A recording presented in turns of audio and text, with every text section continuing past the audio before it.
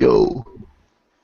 Good morning, good evening, good afternoon, wherever you are, ladies and gentlemen.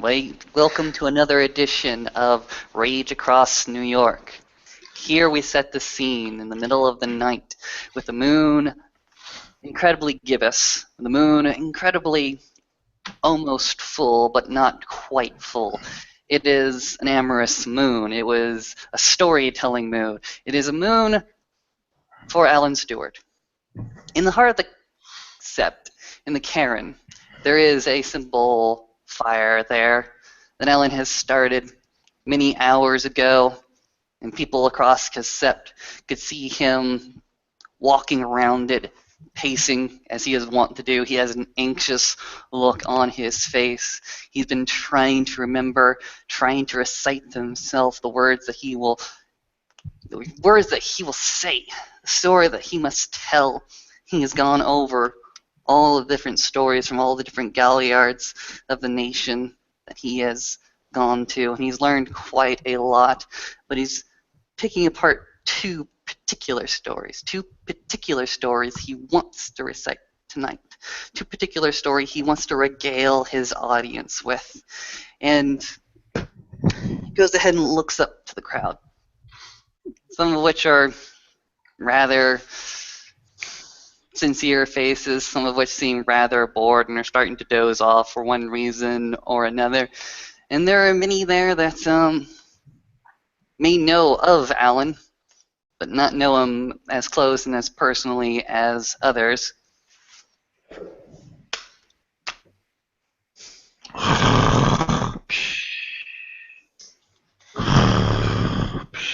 Kick. What? Why you do this to me, Sinner?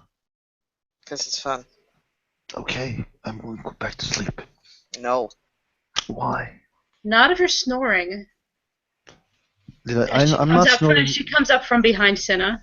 You guys are lying. I do not snore. Yes, you do. I don't. That's a lie. You need proof of that? I need to prove that. Okay.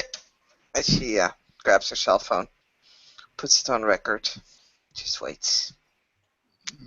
Didn't you? I'm not going to do that. If you take it to record, no. He just hugs the pillow, like goes his back to Sinner, like, okay, let's go. Let's Alan go to the fair.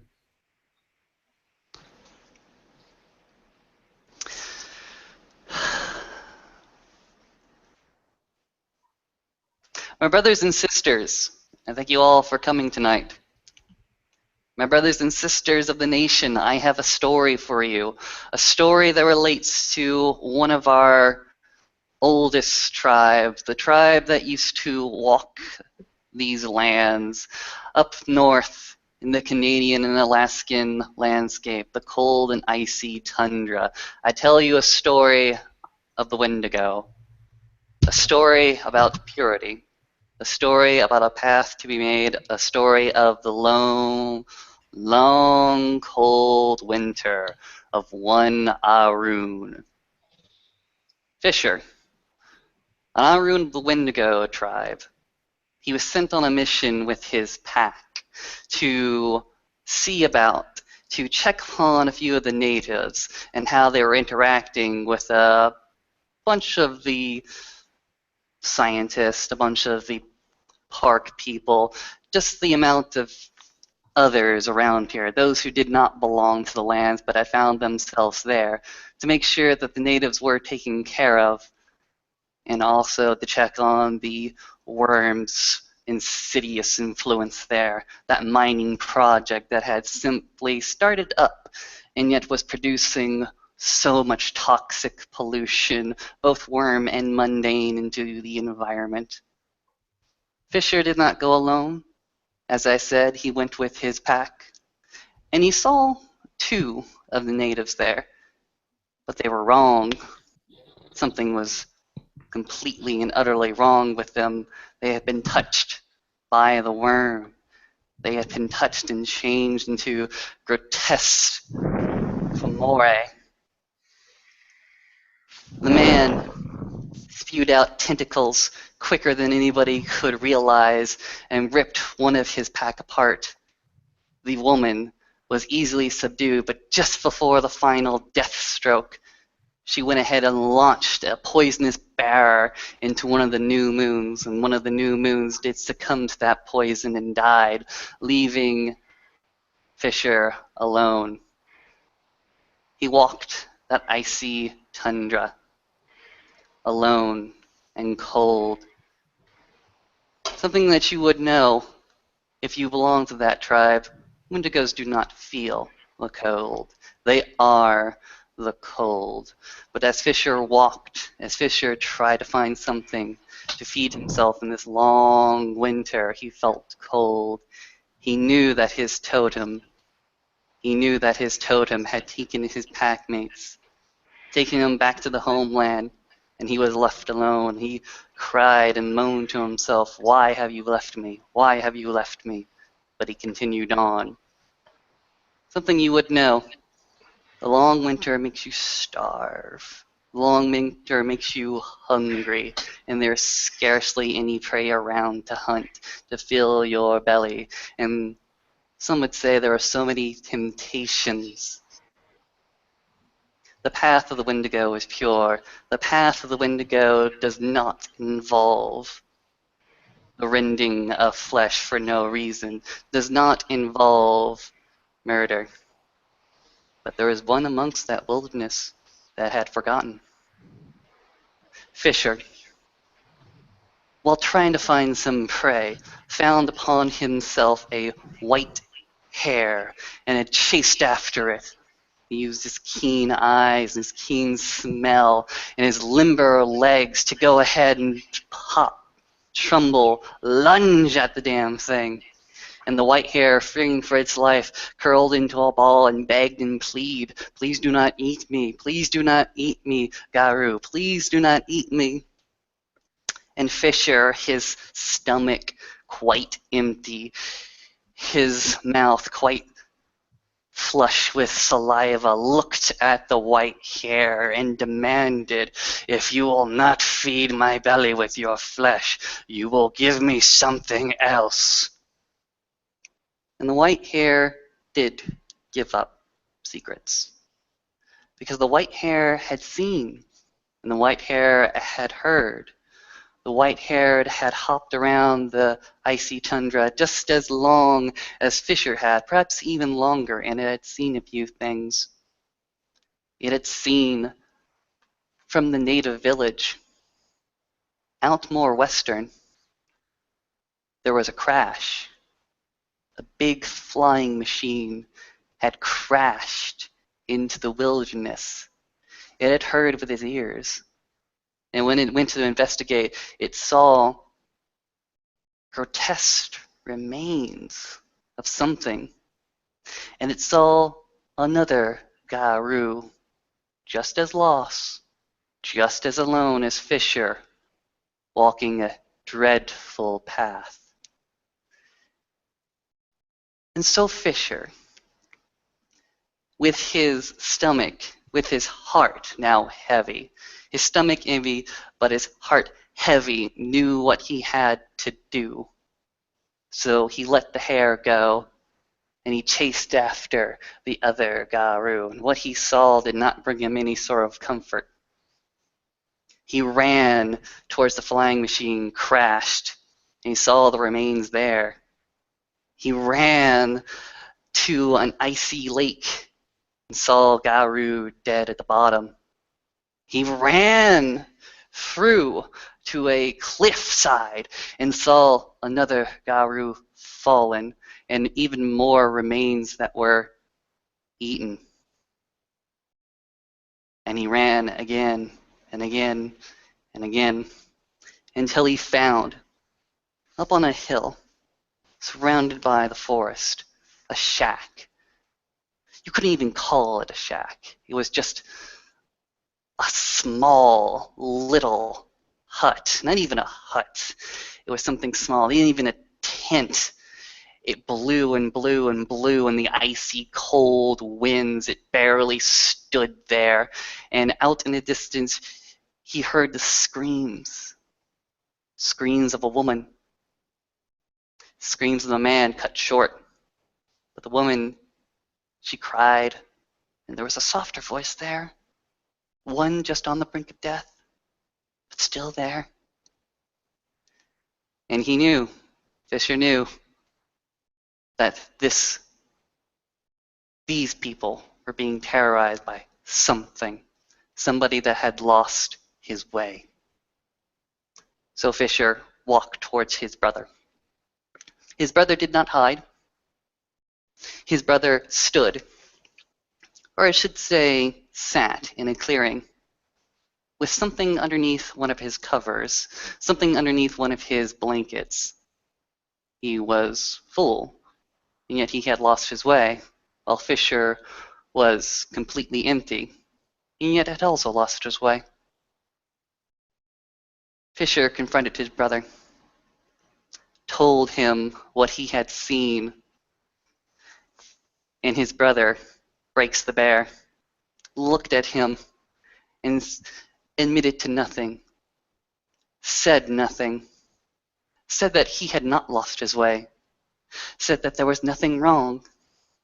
And yet Fisher had to tell him, had to show him what was underneath his blanket, remains, a man's remains that he had been feasting on.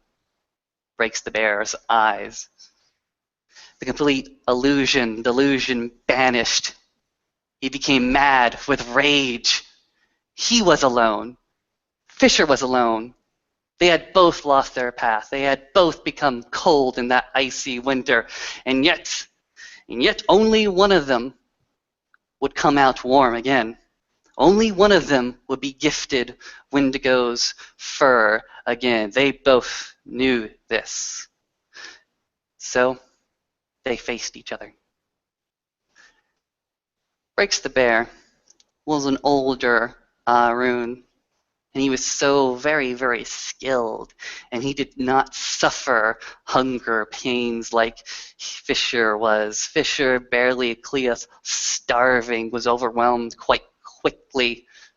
Breaks the Bear brought his club over and over and over again on the younger Rune, and would win the battle, if not for one distraction. Only a single distraction. There was a very, very simple cry that came out from that hut. From that hut, there was a very simple cry. Please, please, please stop. Please stop. I want to be saved. I want to live. And it was that one brief second that Breaks the Bear heard it, heard that simple plea, and something inside of him stopped. Perhaps it was the one part of him that still followed the way. Perhaps it is still the one part of him that was still pure, but he hesitated to bring that final blow. And because of that hesitation, the younger Rune, the one that had starved himself, the one that had kept him pure, the one that would not feast on man's flesh, breaking the litany, the one who kept the tenets of that great tribe, brought his packmate's knife to bear again and again and again and again. The elder Rune fell, dead. And Fisher got back up, his wounds healing thanks to the blessings of Gaia. He stood up, and he looked over to his older brother, and he whispered a very, very short prayer for his spirit, because he knew that even if he had gone off the path, he was still Wendigo, still his brother. One voice, that same crying voice, came out to the clearing. That same scared woman came out and said, thank you for saving us. And yet Fisher paid no heed to the non-native, paid no heed to the one that was not his kin. He simply said, as he walked away, I did not come here to save you. I came here to save my older brother. And he left. He felt warm. He walked the path of Wendigo again. But he knew that he would continue to starve. He knew the winter had not been over, but he knew that he would have the strength to continue on.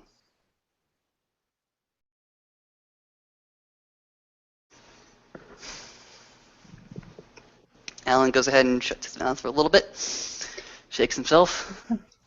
5 minutes. Pause. I was muted. I couldn't do it quicker.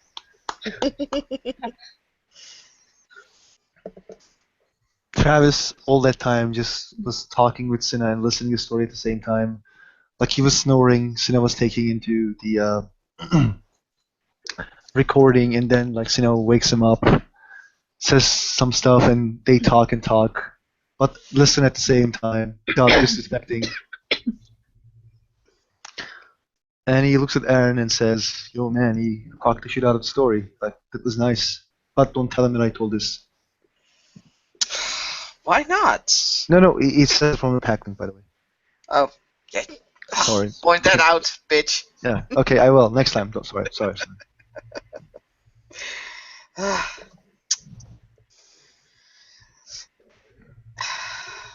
Cinna is playing with her phone. She's just reviewing that vid that she made and then showing it to Travis. See, you snored.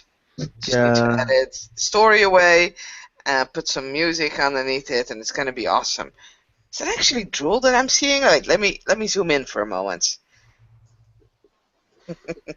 Like he just looks at the phone and says like, "Oh shit, don't post it on Instagram, okay? Or even if you're gonna do, just don't tag me." Why not? Afraid? Yeah. Oh, so afraid, so afraid.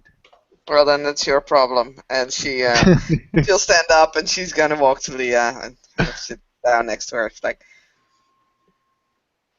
you guy did awesome, man. Yeah, he did. Mm-hmm.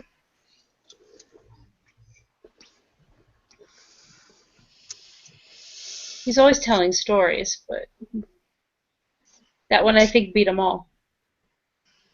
Should be doing it more often, I guess. So, she looks around. Do you like know all these people? I mean, I know Travis, and I think I'm sure I've seen Mr. Whitehair over there. But other than that, there's a lot of newbies here. Or at least from my point of view, it might just be me who's the newbie and them who are the old bees. You actually use that? Old bees? I have. I'm not sure I should admit that. We usually use raw beans. No, I think I recognize a few, but yeah, there's some new ones that have just moved in here. Okay.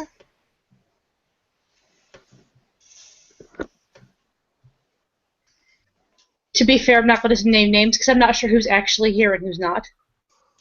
No, I'm starting to get a little confused about this as well. Yeah. Anybody can be here and yet be silent. So boring. Okay, well, that's just for us then to talk the time through. Travis looks at Ellen and says, "Yo, man, you gonna tell a story about Fiona?" Would you request it? No. I just ask. I will, if you request it. He looks back? Does people request it? No, fuck you. And then he's like, "You see, people doesn't request it, so." Do not worry, Travis. Towards the end of the night, I will have one story special for you. He just gives you a smile, like, "Yeah, thank you."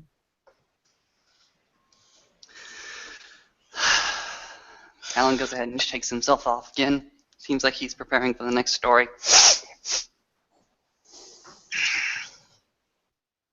Brothers and sisters, thank you all for coming again. Second story. Maybe not as action-packed as the first, but something to leave you a bit more mystified. The Uktena. Long have they been known as the older brother of the pure tribes. Long have they been known for their mystical nature. Long have they been known for the serpent with the horns, the one that lurks in the water. This is a story of one of their younger members, as is most of these stories I will be telling tonight. Miss Deer. Miss Deer often had a recurring dream to herself, one in which a great serpent would swim towards her and whisper a dark, dark secret. Whisper to her, you must go. There is one that is ailing, but one that will only come should you drench yourself. One that will only come should you drench yourself. Should you stay underneath? Should you let the waters take you? And she would often wake up to this dream still within her mind, still in her memory, and yet it confused her. She was much too young to understand the riddle completely. So she went to her grandmother, and her grandmother told her the ways of her tribe, the ways that a riddle must be solved by taking the clues that are given and looking for the next. She told her that if she wanted to be more of a member of the tribe, she would take this mystery of her dream and she would see it through to completion. She would be guided as such. Miss Deer went ahead and hitched a ride to one of the local watering holes, one of the beaches actually, on the beach bank. And she simply lay there. She laid on her back. She watched the sky overcast. It was spring. It was a very nice spring. Maybe a little bit too hot for spring. She decided to lay there and wait to see what happened to happen. She closed her eyes, and she felt the sand, the grit underneath her. And she started to sweat. She started to drift.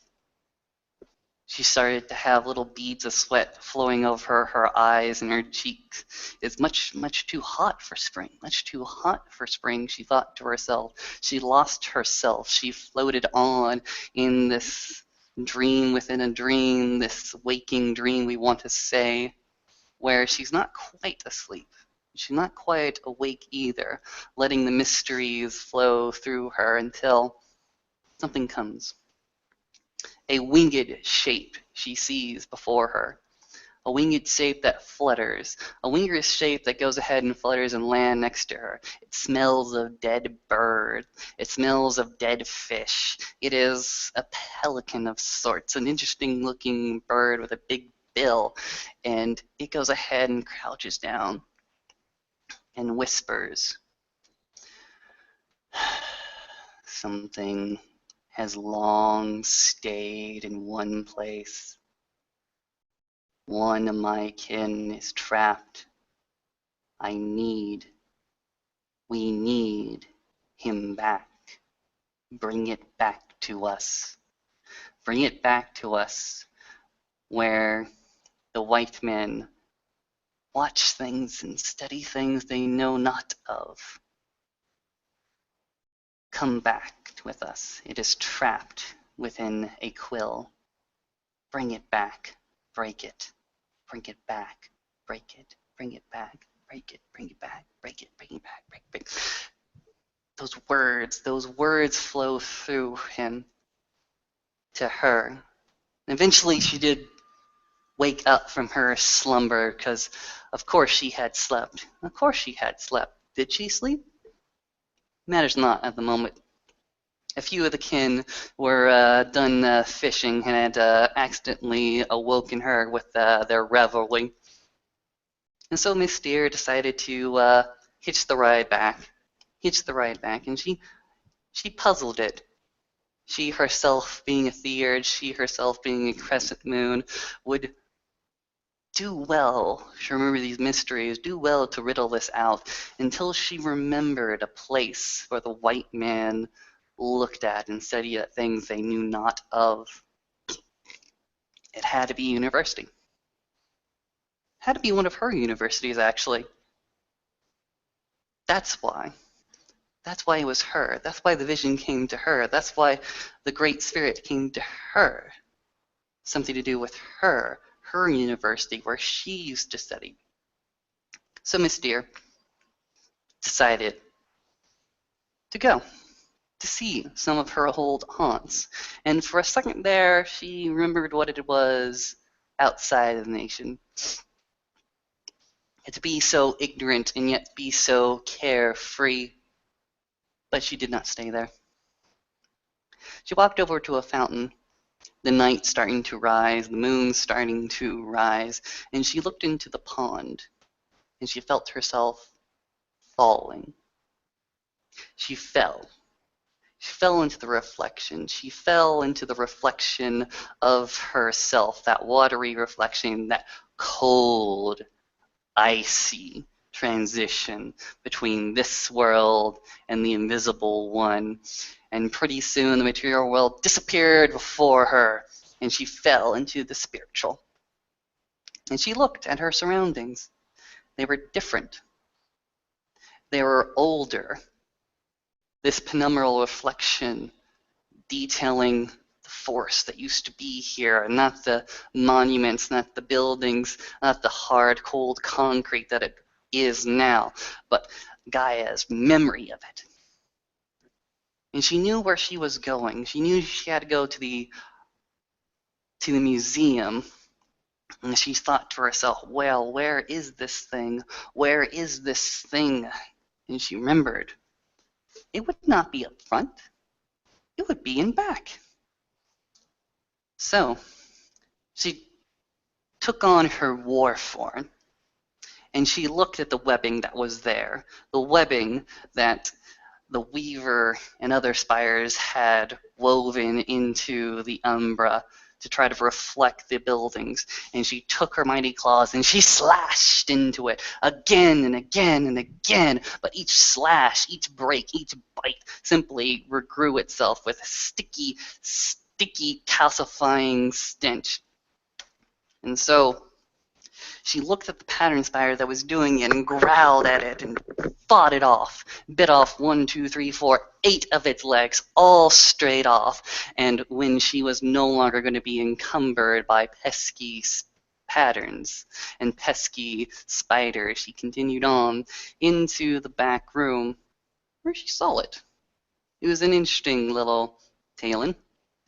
It was covered up in feathers and covered up in blankets. But she took it.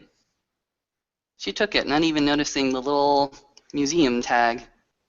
The university would consider it stolen or lost, and that would be a mystery and a riddle for them to solve, not necessarily for her. She tried to exit the same way she came, but oh, there were 2 spiders there, double the trouble, even more cumbersome, and she knew from the last fight she wouldn't be able to take it. So she thought, she riddled it out, she figured it out. The lights, electricity. She looked to the electricity spirits, those little electric tadpoles that go from left to right across the little carbon fiber lights, and she whispered a promise to it. Oh, great electric spirits, if you will go ahead and make my way, I will pay you all the amount of chimneyage. I will make sure that not one single light in my grandmother's house got dimmed. She quietly remembered to herself that she would remember the chimage, and she hoped that her grandmother would understand her electric bill. In any case. And so, she decided to fight her way through the electric spirits buzzing and zapping and flashing the pattern spiders behind her, and she walked away, she busted out, and she took that talon with her. When she was clear of the spiders, when she was clear enough, she took that Talon that had been crafted so many ages ago, whose original purpose was entirely forgotten, a mystery and riddle not necessarily for her. And she broke the quill. She broke the quill.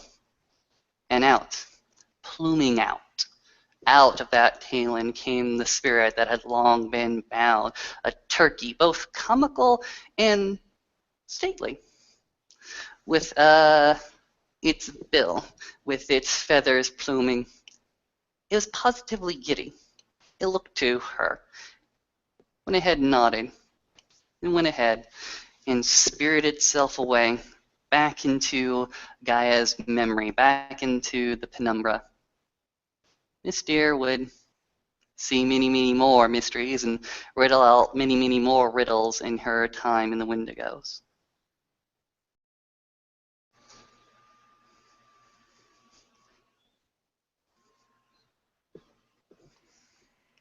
Ten minutes. 10 minutes.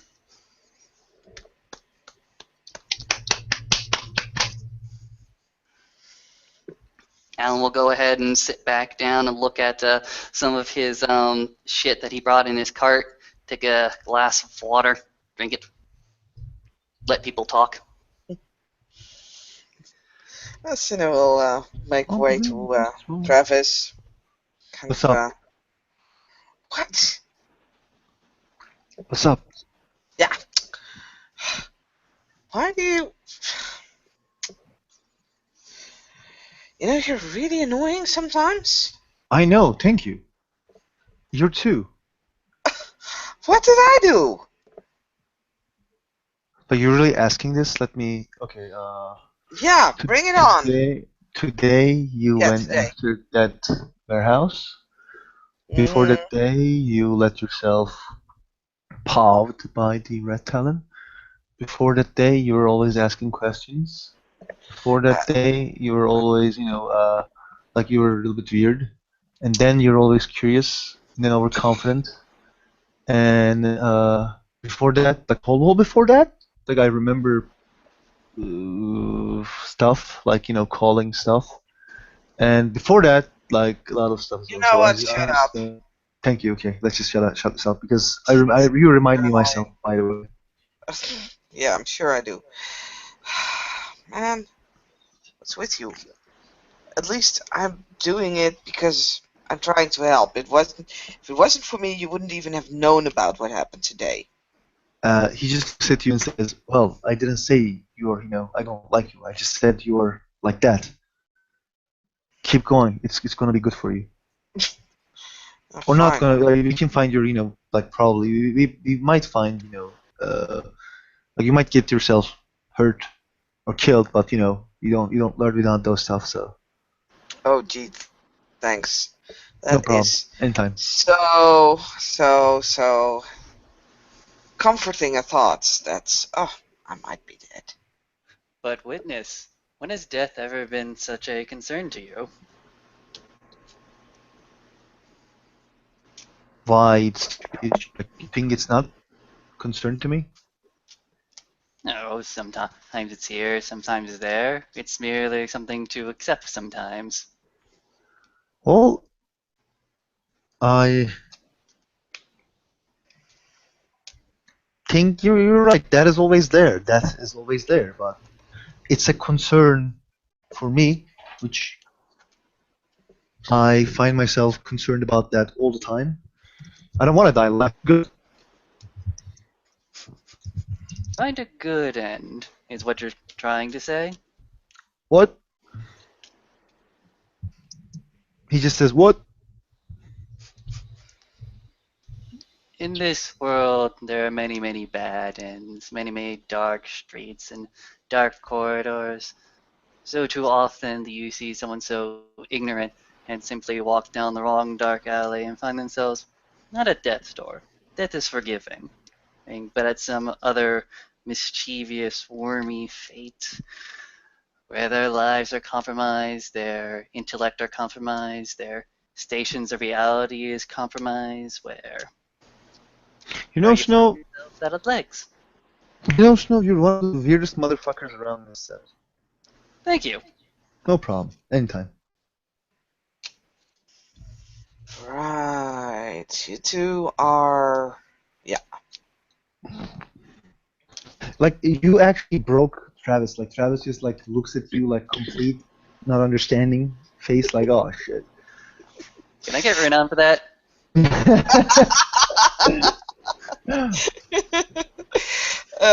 Suna's just looking at Snow. She's nodding. She's like, "Yeah, I think I get what you're saying, but I don't think I met you. Hi, um, I'm Sina. Cinnamon. Yeah, uh, yeah. You're I'm famous. waiting You see? for brown sugar and sugary sweet. No, I'm waiting for honey. There we go.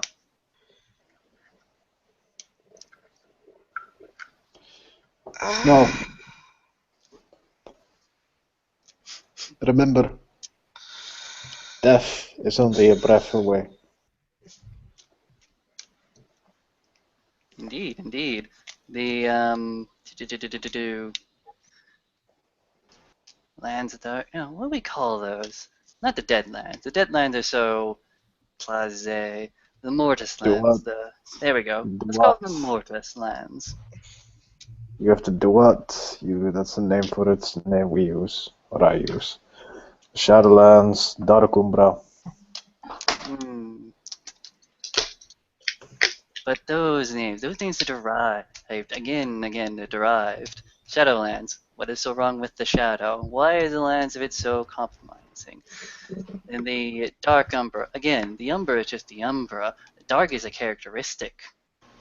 Have you ever seen the Dark Umbra or the Shadowlands or maybe let's just say Abyss or Malpheus? Have you seen those stuff? I have. Shadows. I've seen the Dark Umbra. He nods and looks at Snow. Do you see that Awesome. stuff? Look. All I know is that the Rask is a nice guy when you get to talk to him, anyways. I think you're Good head going on to the shoulders. learn. I think you're going to learn why they call it those names when you see them. Well, all I can say is that the what accepts those who travel to it. You might not leave, but in any case, this is I not like about that all of name, the those Duat. things. You might not leave from any places. I mean, This is not the place for these discussions. As he looks to Alan, this is the place for him. This is his stage.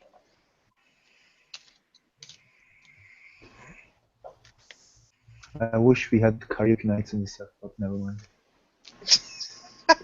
that's fine, Travis. We'll have a karaoke night at some point. I'm Yeah, sure. we need that. We need that. No, we don't. But Like, I really want to see Mama L singing. Mm.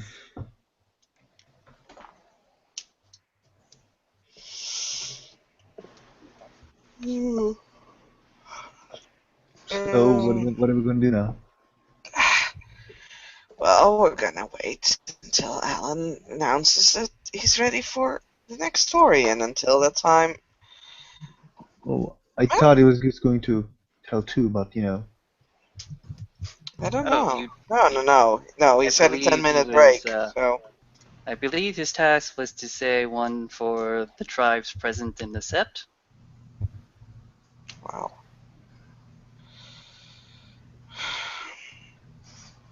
Okay. That's cool. So, you are Snow. Jon Snow? Oh, so fucking funny. Hey, come on, I know, okay, fine, it's an easy one, but it's better than calling him Snowman or Snowball. Would that Snowball.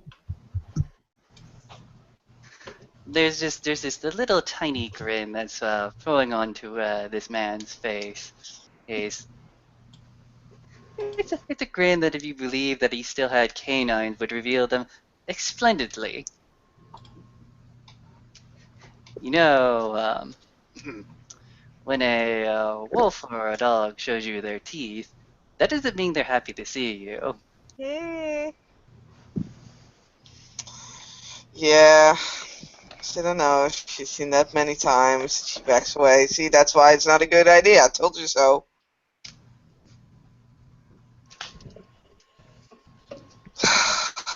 Damn it.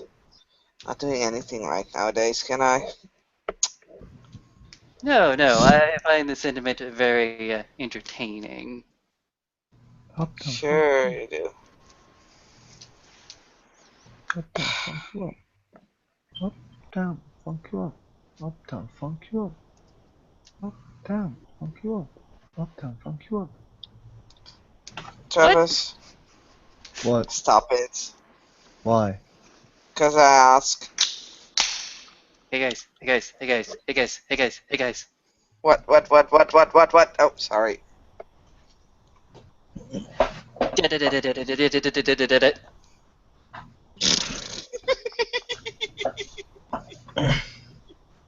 No. That brought kind of similar reaction from a different one of you guys, and I'm not gonna do that. It'd be funny.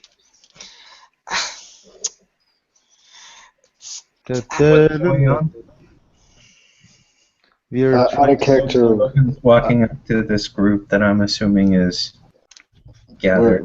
we're in the cairn. We're listening to Alan's stories for his Faststone challenge. No.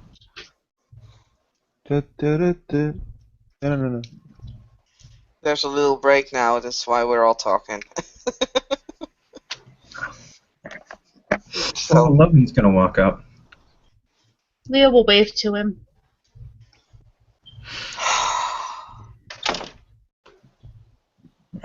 oh my god.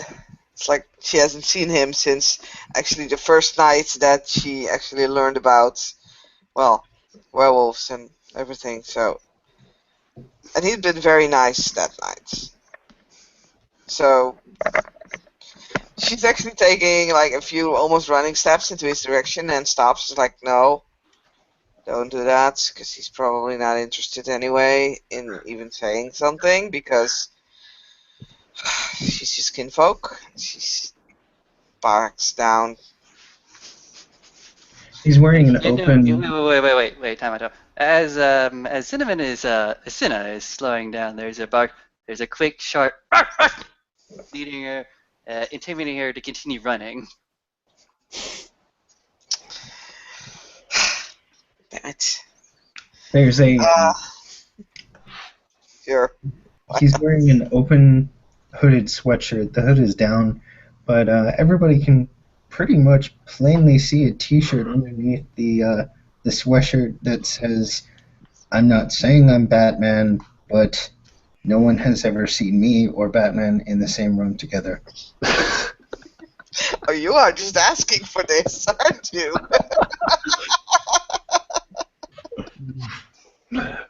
Pack link. Smooth, Logan.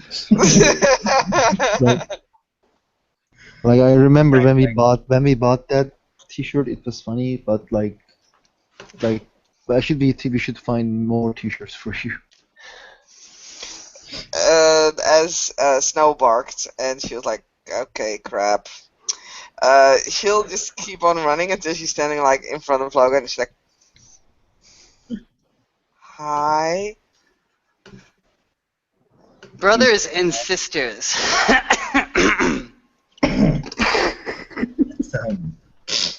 I bring you another tale. Another tale from the European northern states. I bring you a tale of a Get a Fenrir. I bring you the tale of the weakness of Bright Jaws. Bright Jaws was a proud warrior of his tribe, a proud warrior of his sept, one who fought, and one that protected, and one who defended, one who fought well with his pack.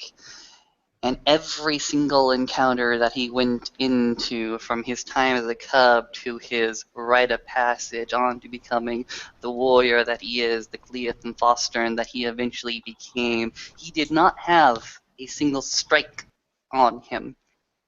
No wound caused scar, no amount of silver, no amount of claw, no amount of fang ever bore him a deformity, ever bore him a battle scar. And for that he earned the title Brightjaw. And that is one deed name that he felt both pride and a certain amount of weakness. And yet you would never ever hear him say as such. He was Get, he was proud, he was a warrior, and yet you would only ever hear it in his most inner thoughts. You would only ever hear it in the dead of night as he lay next to his wife. He simply whispered the words, and his wife never even heard, never even had the glint of it. He simply spoke weakness. And this weakness, the thing that he sought after, plagued him for all his time, all his waking moment. He would think to himself, at one point or another, I will fail. At one point or another, my pack will need me most, and I will not be there. At one point or another, my strength will be tested, and I will not be able to lift. At one point or another, my fortitude will be tested, and I will fall in battle after a single blow. And that weakness stayed with him until eventually it overwrought him. Eventually, he walked to his Jarl. And he said, please, I have something I need to do. I need to quest into the Umbra. I need to quest into the spirit world to find something.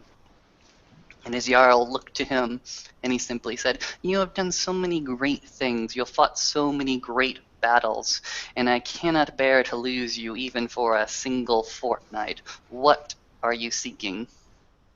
He simply said, I am seeking something within myself that I must rid. Please, Jarl, give me this time. And Jarl went ahead and mused over, thought to himself, because he was a great warrior, and having gone for a fortnight, he was not sure how well the Sept would be defended without his strong arms, because it is true, they came to depend on him, because he was strong. He showed himself to be strong. He fought well with his pack, and his name, people thought he rightly earned. But he went ahead and dismissed Brightjaws and said, go, you have the fortnight, but please come back. There is not much more that I can give you time-wise. And so he did. When he woke that morning, he woke to his wife and his children, and he ate a fantastic breakfast with them. And when he left, his wife knew that he did not go with his pack, he did not go with his arms, his weapon, his shield, and she walked out to him and asked him, where are you going? It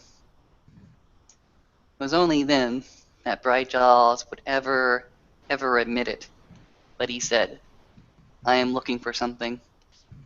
I must go alone, and I will be back. And she could only bear it.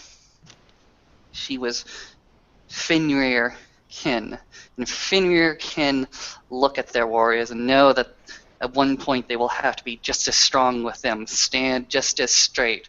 But that anger inside of her, that grief inside her, she stifled it.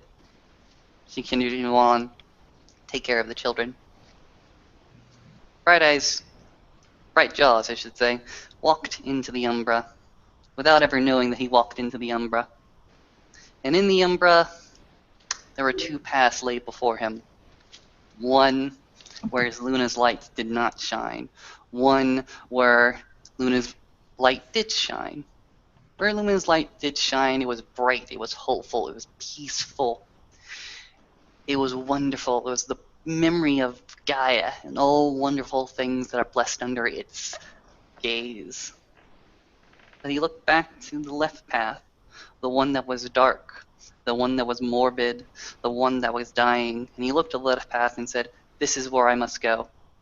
I must go down this left path. I must find my weakness, and I must kill it. So he walked towards the left path.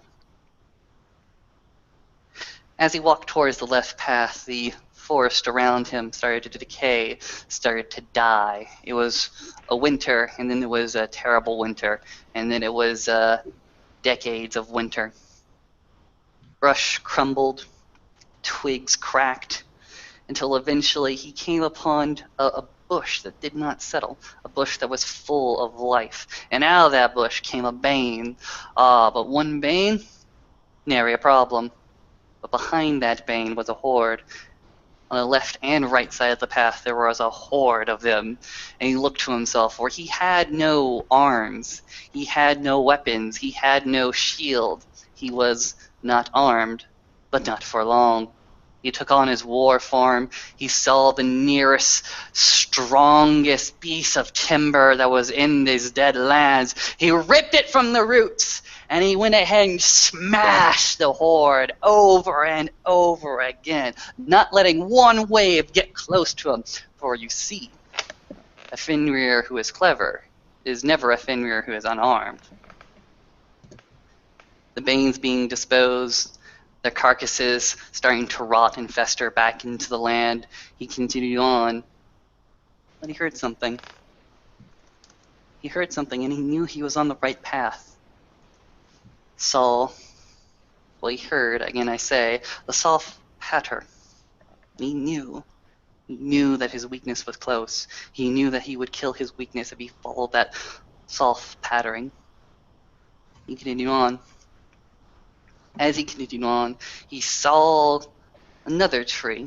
And on this tree, there were two ravens. Two very talkative ravens. Two very difficult ravens.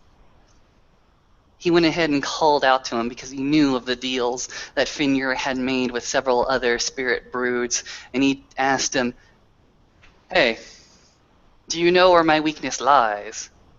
And they chatted, and they talked, and they bickered, and they mocked, and they teased him. But the warrior, Bright Jaws, listened. He listened, he asked, he begged, he pleaded, he demanded. He talked, he conversed. And eventually the ravens made him a deal. Told him that there was a price for his knowledge. Told him to hang himself from that tree right over there. And that is when Bright Jaws knew. He knew that these were not the ravens that his tribe and his great totem had made deals with. No, these were abominations. This was a trick. So he went ahead and lunged at him, took the throat of one of these ravens, and thrust it against the tree, bashing its head wide open. The other one dive-bombed him and pecked at his chest and his neck, spilling and all amounts of blood and all amounts of gore out of his throat. But eventually he repeated the same action, grabbed it by the neck and bashed it across another tree. And then he heard it again. A soft patter. A soft patter, this time a little bit louder. He heard his weakness. He heard his weakness, and he knew that he was much closer to seeing it end, much closer to hunting it down, stalking it, and killing it. So he continued. He continued down that dark path, and the forest grew even more deader and deader and deader. There was nary any life there. There was never any twig nor brush, but he did see up on the horizon towards this path 2 pillars. 2 white pillars and 2 black wolves guarding them. He went up to those wolves and conversed with them. He asked them, "Where does this place lead?" And they responded, "To your doom." And Brightjaw said again, "That is well, for I am looking for my doom to kill it." And they laughed. The black wolves laughed. And there is nothing but ruin and destruction along this path. Brightjaw said, "But I can go no other way to find my doom, to find my weakness and kill it." And the wolves said, "No, there is a different path. There is a third path that you did not consider. There is a third path that we can lead you down. A third path that requires a hop and a skip. That's when Bright Jaws knew. He smelled it. Smelt taint of our great enemy, the great worm upon them, and he saw the spirals on their coats, and he knew that these were wolves that had abandoned their duty. These were wolves, these were gatekeepers that ran and danced and left the tribe, left it to ruin, left their own kin to die as they danced. And so, this was a much tougher fight, because these were wolves. These were wolves of exact same strength as he. These were wolves that would rip him asunder. They were just as strong as him. And he knew they fought well. They fought just like brothers. And he knew that he would not be long for this world. And they tried to trick him, tried to run around the two of the pillars, but instead of going left, instead of going right, that great Fenrir Bright Jaws went right through the middle and caught the left wolf by the throat and ripped it out, killing it utterly. The right wolf, now it was an even match. Now it was a match that he could take, and that was a fierce fight. Even with the days of wandering that Bright Jaws had already done, this was a tough-ass fight, but he eventually overcame that black wolf and killed him. He continued to walk, because he heard, again, that weakness. This time so much closer. He could hear it growling just behind him, and he knew he was getting close. He knew that the path up ahead, just a few more paces, just a few more horizons, and he would find what he was looking for. He would find his weakness, and he would kill it. So he walked down that path, and the path became gloom. It did not become dark, it became gloom. It became black, an icky blackness, an icky fog surround himself entirely, but he continued on. He saw through the darkness. The path did indeed end.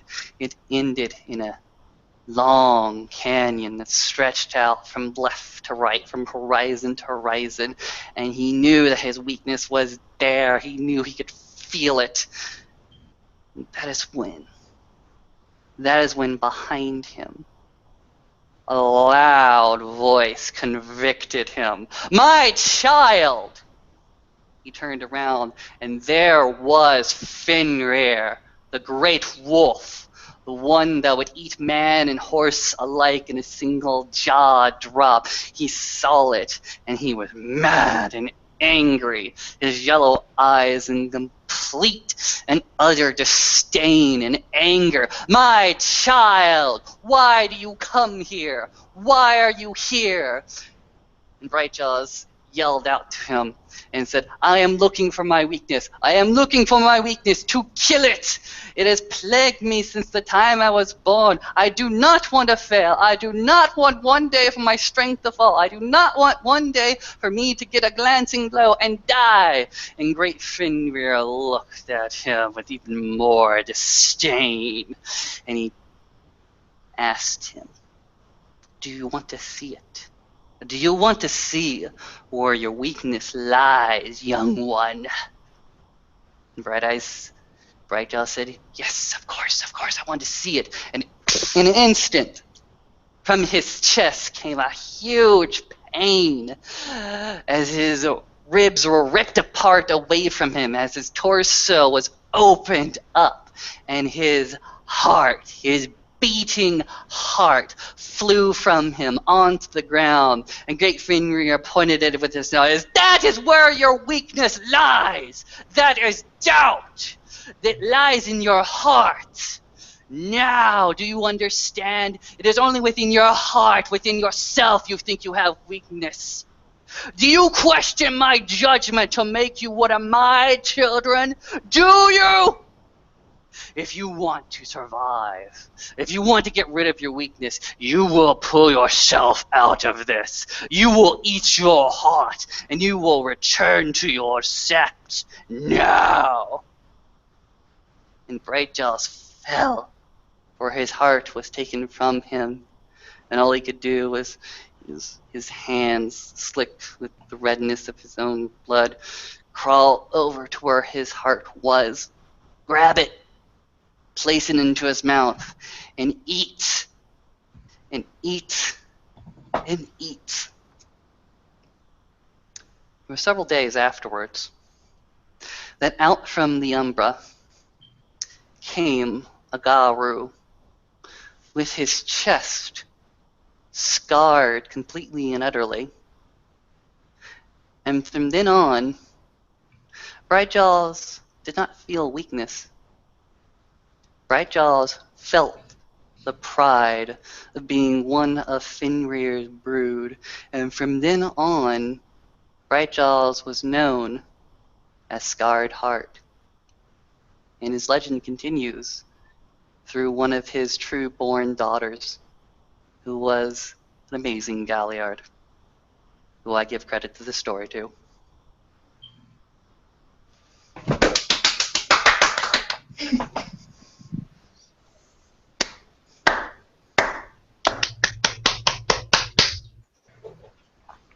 All the clapping. All of it. Ella will again remain silent and sit down, seems to be meditating to himself. I know that story. That's a good one. As Aaron simply nods and looks up at the stars, looks up at the moon.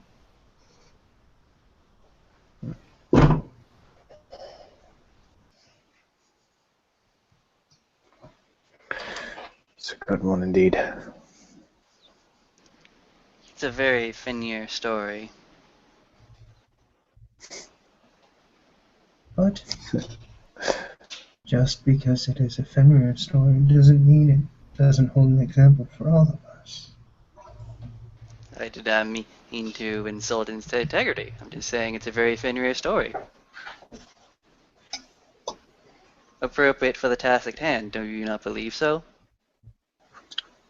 At that point, Annalise will sort of approach from the back and bow her head to Alan, and smile with her lips closed to him, and say, "You've done great honor to our people with your story." There's a simple nod.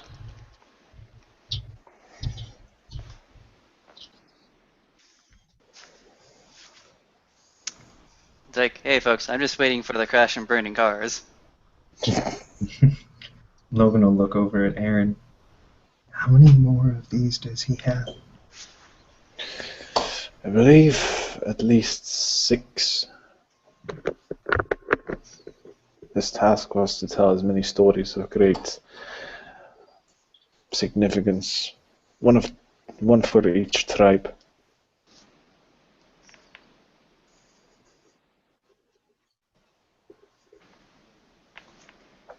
So who knows? Maybe our tribes are next. Maybe not. Perhaps I see all. You better not forget Tiana, bro. Oh, you. What tribes has he already talked about? Well, as long as we don't hear about a rainbow and a pot of gold at the end, I think he'll do a good job. We already heard from Wendigo and Uktena, and now crap. Get. The get Ah. the fun of this. I'm sorry, I didn't know the name of the tribe. Silly comment. Teach me fucking. You are hard as well, Travis. No, really. It's mean, really mean that she kind of No! grabs his bag of chips and crunches them so that there's like no whole chip left anymore, and then hands it back. God There you go. damn it! Mm. Ah. But I actually hope that he's gonna tell something about Silver Fangs. Every time I try to ask Morning Kill about it, it's like he turns, well, kind of pale and all silent. That's weird. Mm. Silverfang's knight in shining armor.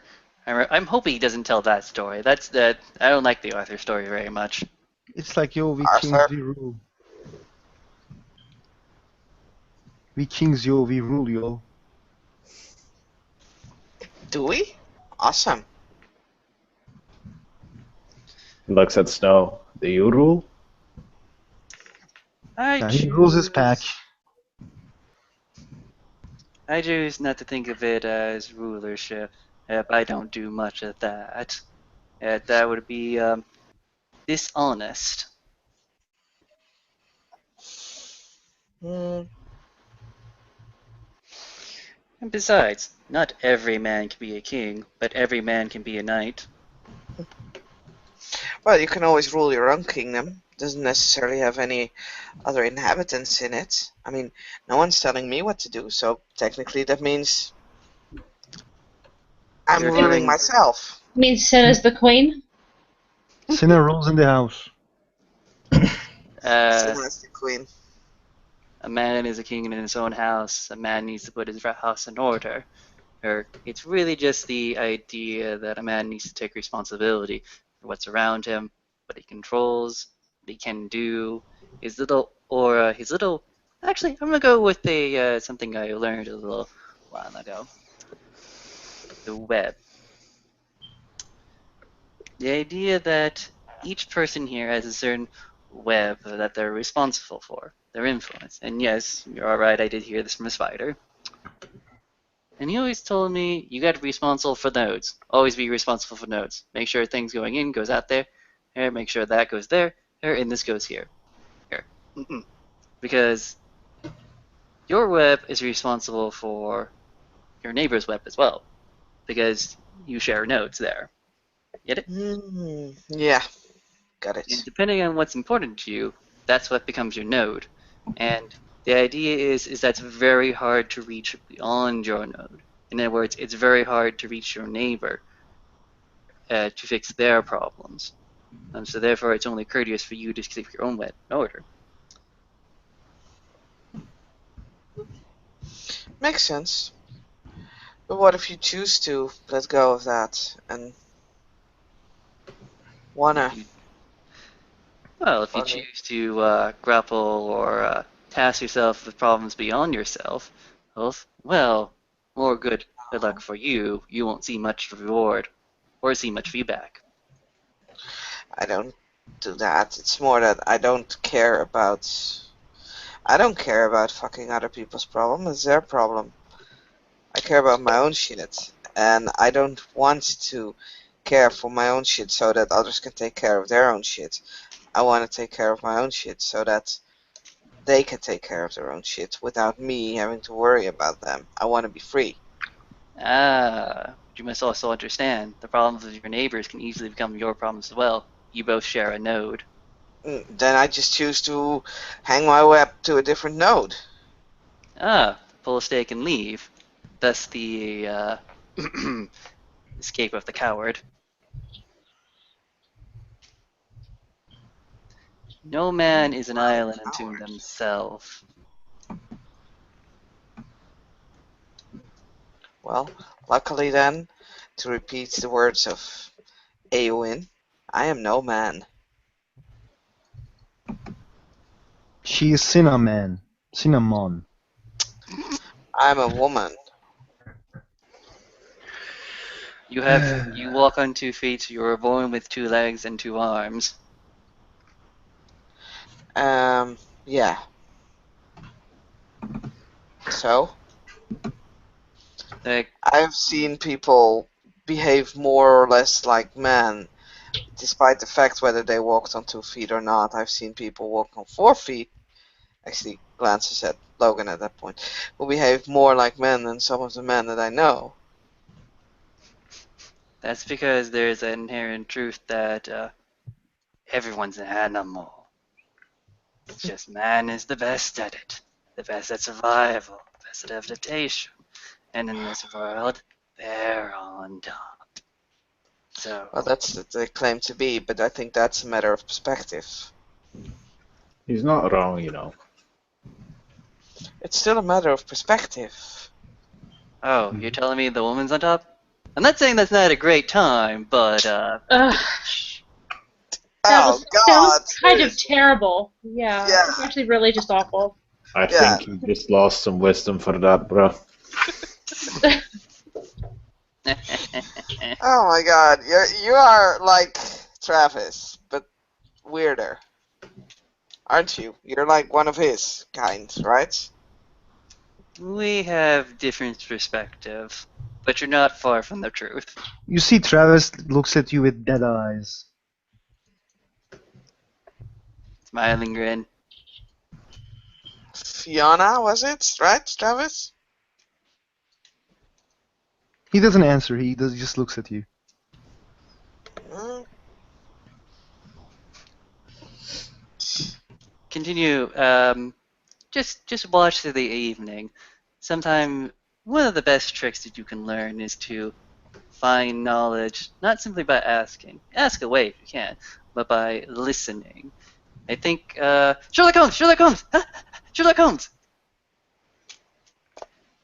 what?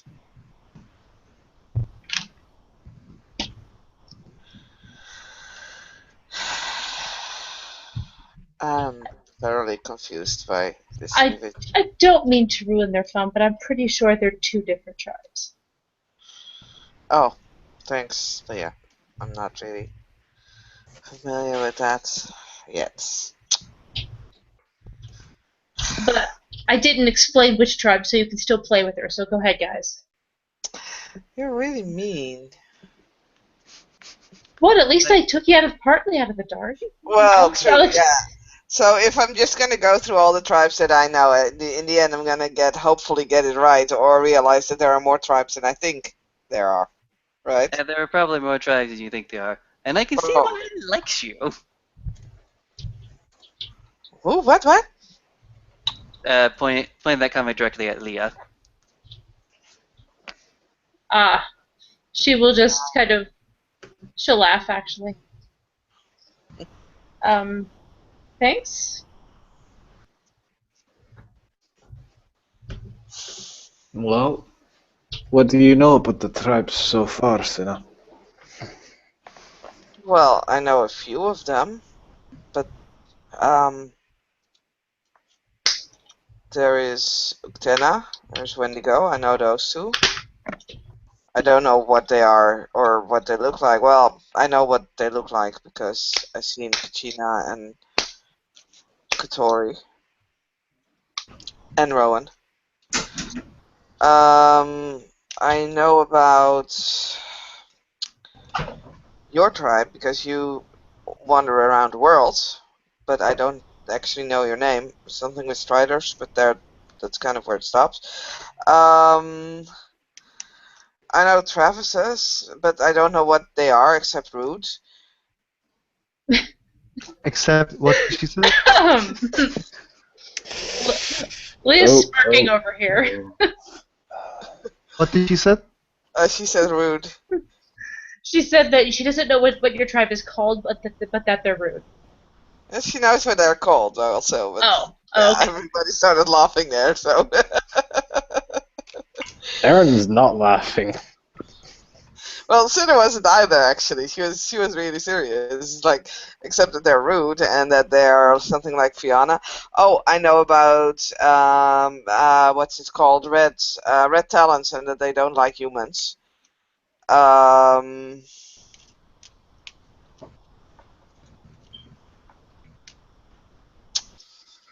Of course, the Silver Fangs. But that's about it. Well, I've told you before that I'm part of Black Furies. Right, of course. Sorry, it's just so much. I I only don't know for know. about a month or so, you know? And that's actually where Logan falls. Oh, What? wait. Logan's Black Fury as well. He is. Oh, He is the rare male Black Fury. okay. So male Black Furies turn into... Okay. No, wait, that was because of... Never mind. Well, we could discuss how that happened later. No, I know how that happens, I believe. Yeah. Okay. All right. Well, you see, very simply, during the scientific, Gios is one of the X's simply did not complete its routine and just stopped halfway through. Or that's... Logan's gonna look at Snow. That's a very nice way to tell her I'm sterile. I don't think that's exactly what he was going for, but Don't tell either. The female Gemuscape has two X's. The male Gemuscape has only one X and one Y. I didn't imply that, good sir.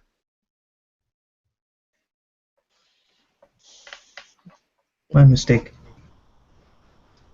But thanks for volunteering the information, by the way.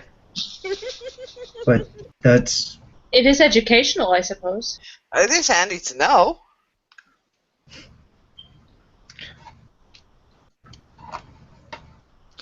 That was rude. I'm sorry. that's fine. No, it's not. I was kicking the man when he was down. Hey, But that's my opinion. I'm apologizing.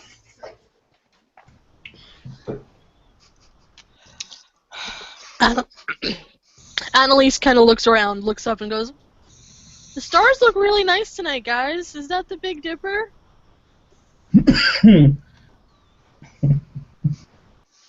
Oh, stars. How does Logan looks like, by the way, right now? Hmm? Is he looks sad? No. He's just kind of meh. Kinda meh. Okay. Brothers and sisters, I begin again. This time we take our gaze to a rain-soaked green hill in the Emerald Isles. Now I tell you a story, a very, very drenching day, very rainy day. One that does the tribe of Stag proud, and one that does pain. Leaps like Salmon began his day, just like any other day, with revelry, with hope, with a sense of tomorrow we will win. Tomorrow there will be victory. Tomorrow we will face the worm where it breeds and we will kill it. But in his heart, he saw the piles of markers, and he felt something that he could not quite place, something that plagued him, but something that he kept close to himself and did not speak of. He went about the rest of his day, not knowing, not caring, living as the Fianna do, living life to the fullest, fighting, loving, singing, dancing. It seemed like every other day, but Leaps like Salmon was a young Lupus Theurge of his tribe. He did not quite understand. He did not know. He had not been through so many battles quite yet. Yes, he had fought, but this was going to be something different. And so he went by his day, and towards the end of the night, he did find love with his mate. Again, kept with him. That little pinging right here in your sternum. A little bit of doubt right there. But he kept on. 2 days later, He came back. He came back to his sept. He came back with a memory, unfortunately. See, that day when he woke up, when he had that peck in his heart, he went ahead and found peace within his pack, within his alpha, within the constant infighting as such. But infighting with Fianna never lasts very long. It is simple punch and a simple make-up with drink and revelry. But when he came back that day, after the fight, after the battle, he came back with simple memories. The flesh, the material of his pack, having been left behind in the refinery. There was a running battle first with the wormlings. They were tough, but they could go down in one swing. They could hurt you, but you could get back up. His pack was the first to get on the scene and the first to get trounced. It was a hard fight. It was a fight they weren't going to win. They knew it. For every throw, for every slash, for every claw that they went ahead and brought to the fore, with every clave they tried to swing, there were 10 more coming at them. Those black wolves, the spirals, they overcame them, crunched them. Leaps like Salmon did everything he could to make sure, to befuddle, to confuse, to buy them just a little bit extra time, because right behind him, right behind his pack was sent in first. Right behind him, every single other warring pack was behind him. He remembered just 10 minutes ago, them roaring, them howling, those 20-odd Garu right behind him. They were going to be there in a few seconds. They were going to be there in a few minutes. All they had to do was hold out, and his alpha gets slashed in two.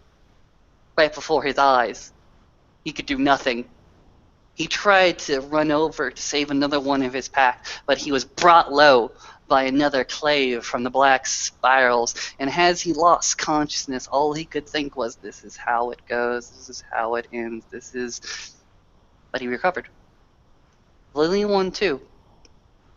The rest of the sept came barreling through, and it was another hard running fight through the refineries, through the other world, until eventually the entire sept of Fianna leapt into the battle, leapt against that worm-tainted abomination that was billowing up from the oil, from the sickness, from the taint, from the pollution, until they finally ripped it dead.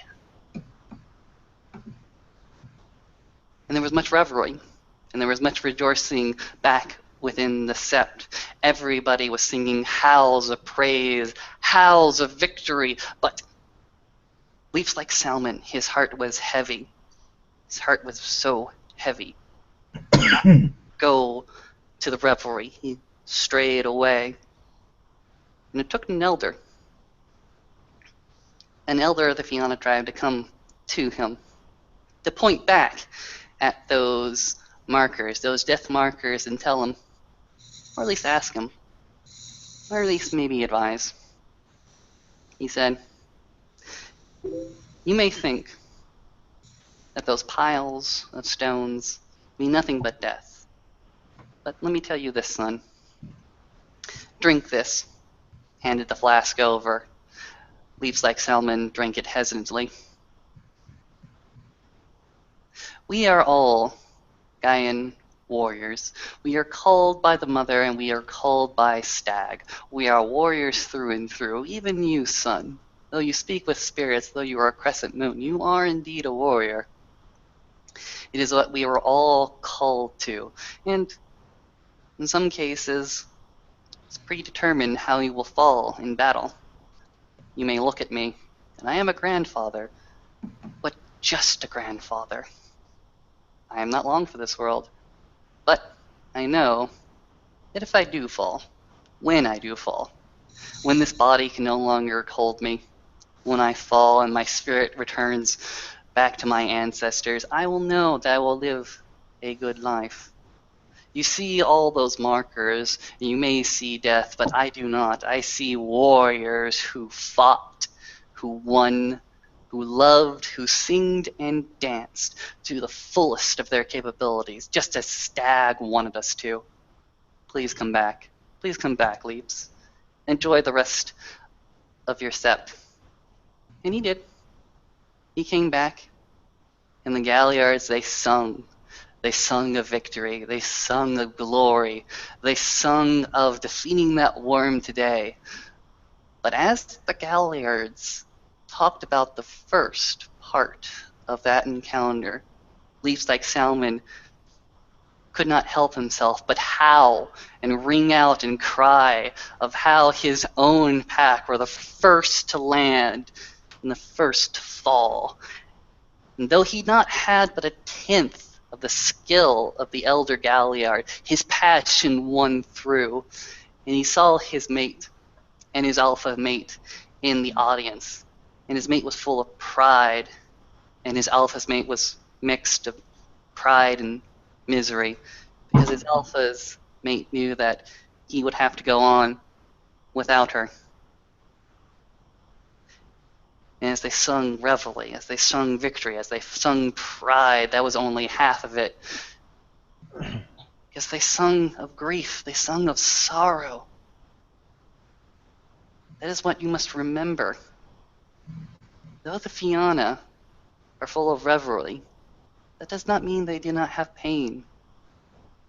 Just because they want to live a life to the fullest does not mean they do not know sorrow.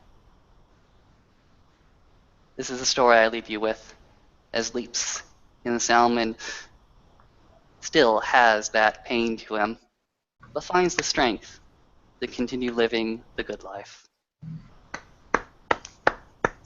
While Alan tells the story, there's some Fianna kinfolk comes up with Travis's text, starts to give beers to people, and when Alan starts to finish the story and people finish clapping, Travis just gets up, raises his beer and says, "The blood of the heroes is on fire within us. The ghost of our ancestors swells with pride to see us stand strong and true. The worm itself trembles when we howl. Hurrah!"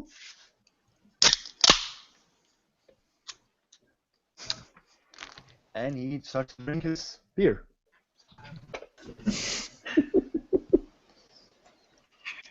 Nice. Alan will go ahead and sit again and be very meditative. Damn it, I had to start a new second can for that.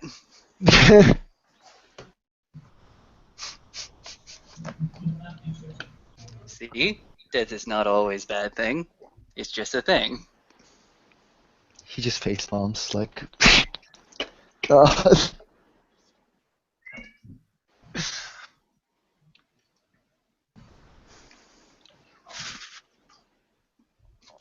It's a good story. It's a good story. Many of the Fianna have good stories. Many of the tribes have great stories. The Fianna tell them with the most passion, the most zeal. That's why their stories are most often greatly remembered. I'm still waiting for the comedy, the fall. And then we'd tell everybody about, the bars they leave behind.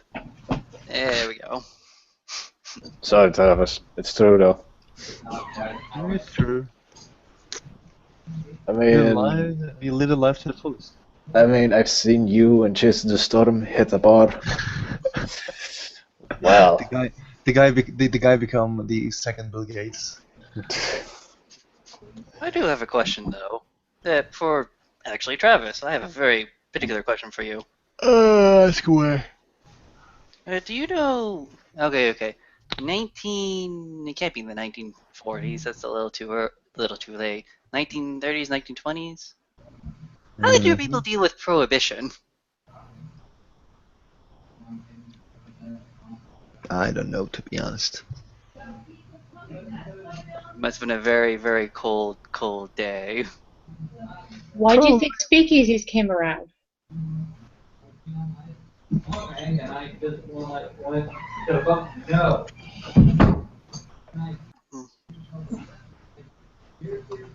mean, that's the point. Speakeasies probably were all about, that was probably their thing.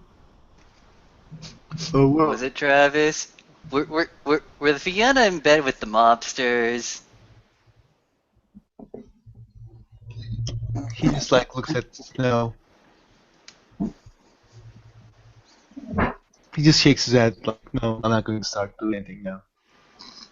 Oh, Let's come listen on, now. mobsters. Oh, come on, come on.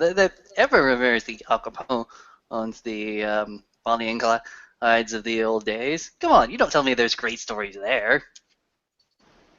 He just nods, like his pack mates know, like yeah. This is like Travis wants to punch someone, but he's like holding, yeah.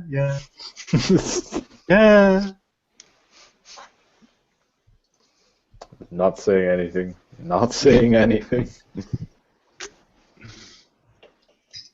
He's like nodding, saying, yeah, probably.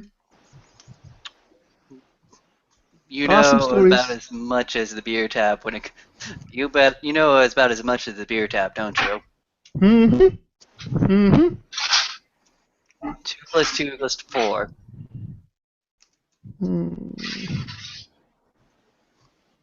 And 3 plus 3 equals 17.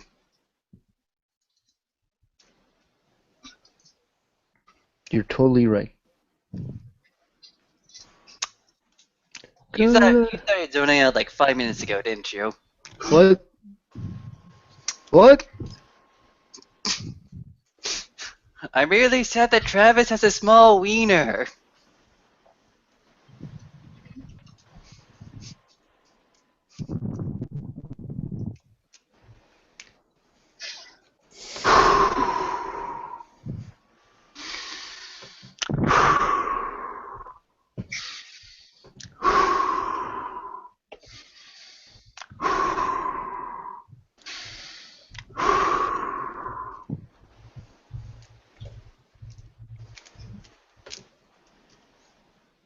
He heard that one.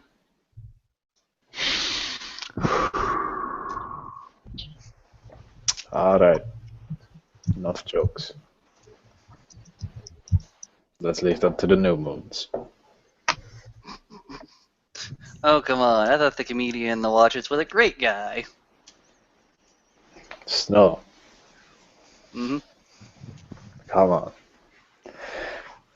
Let's not, That's for one night. Let's not be a dick to one another. Because, if I took my dick out and started waving it, it's gonna be bad. Yes, I'd be drenched all over, and that would be terrible. Is it just me, or is it like? I mean, even I see how stupid this conversation is. No, you're not the only one who sees how stupid the conversation is.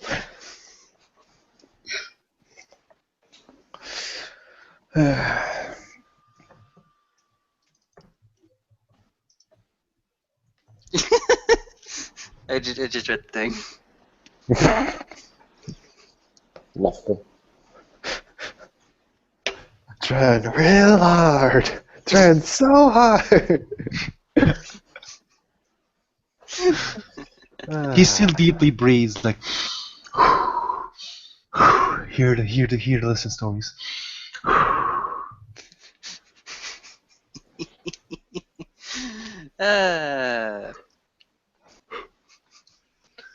This is why we can't have nice things. Agreed. Yeah, because it turns into a dick waving contest. Yeah, I always do that. It's me who's doing it. Blame Travis. Oh, come on. If I promised to lick your head again, would that make it better? Well, let's just not talk and listen to the story, please.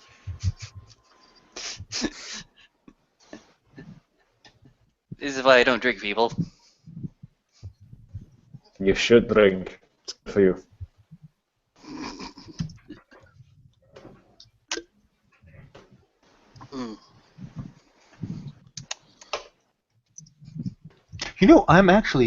I'm thinking sometimes that I am being a really nice Fianna Adrin. Like, if half of the Fianna Adrins hears this shit that people says about Fianna, God. I'm not saying the trifold axe will be flying, but trifold axe will fly. No, go ahead. It sounds like fun time. Oh, you don't want trifold axe to touch you, man. No, you don't want that.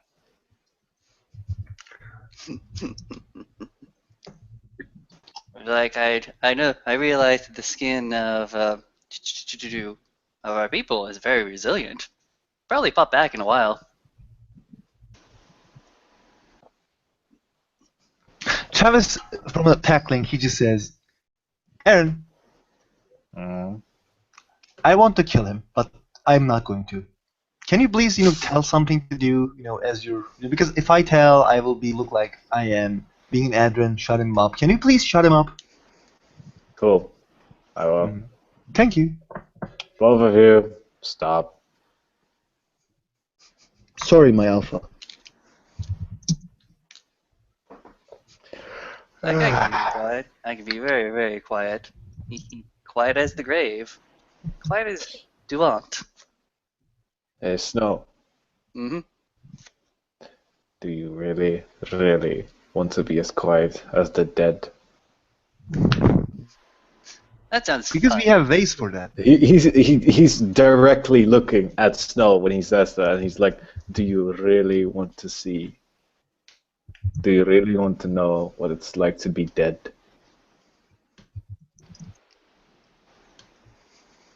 Do you really want to have your body drained of every single lifeblood?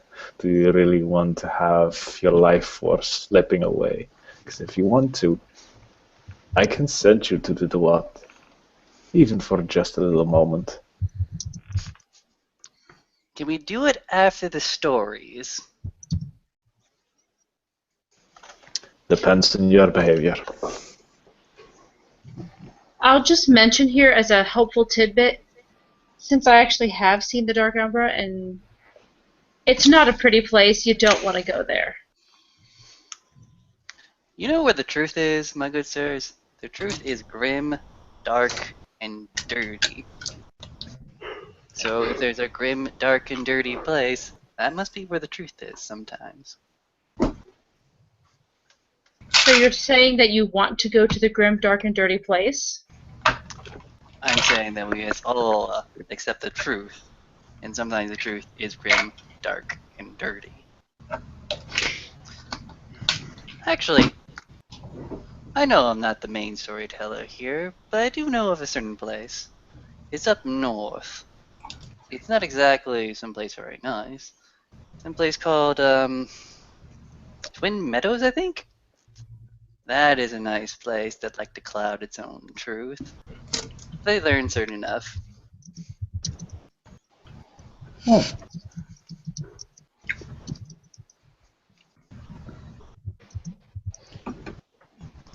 Something about a midget and a giant.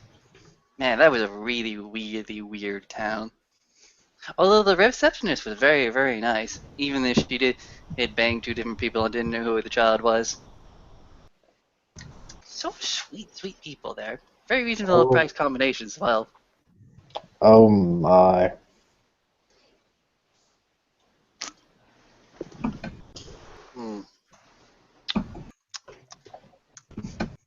But don't go to One-Eyed Jack's. That's over in Canada. Unless you really, really like feathery pillows. Then, of course, you could maybe go to the north or in the state. There's a little hotel mansion they have. Although be careful of Swedish and Norwegian fellows. They're very loud and very clammy.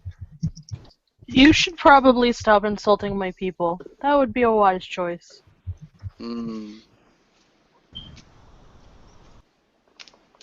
Not all Norwegians are loud. Travis gets up, looks at Leah. Tell your boyfriend that I liked his stories about Fianna and nearly every tribe. Tell him my congratulations about his challenge. And he did a good job. He nods, looks at Aaron, looks at everybody except Snow, nods and leaves. Brothers and sisters, comes Alan, barely a whisper. Brothers and sisters, the story begins at a rather young age. The story begins with a Garu not even turned to his first change.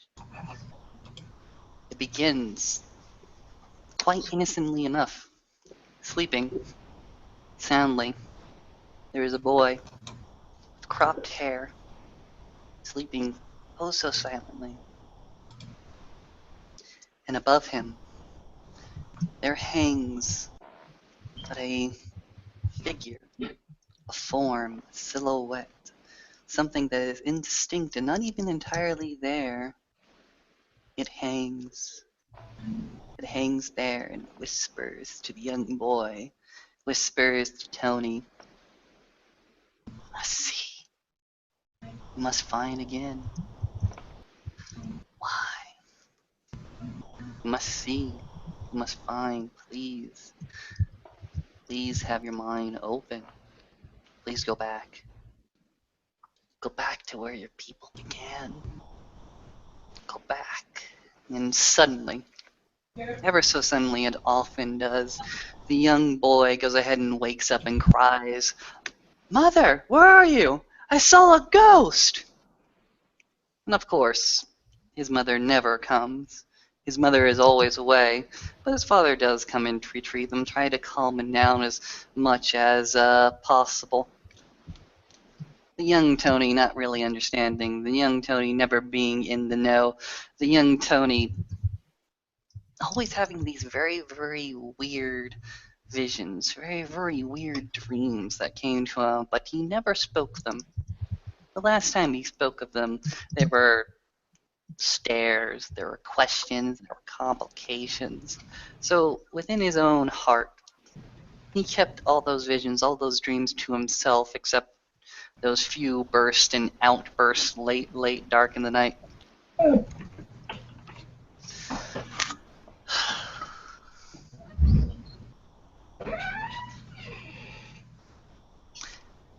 After a recent outburst like this, his mother did come back. His mother did stay, which was odd and strange. She was always traveling, never really staying in one spot for too long, always itinerant, always rushing out to the next big and next thing, leaving the father to tend to the son. And it was one of these times where she stayed. She stayed for far too long. And Tony was conflicted.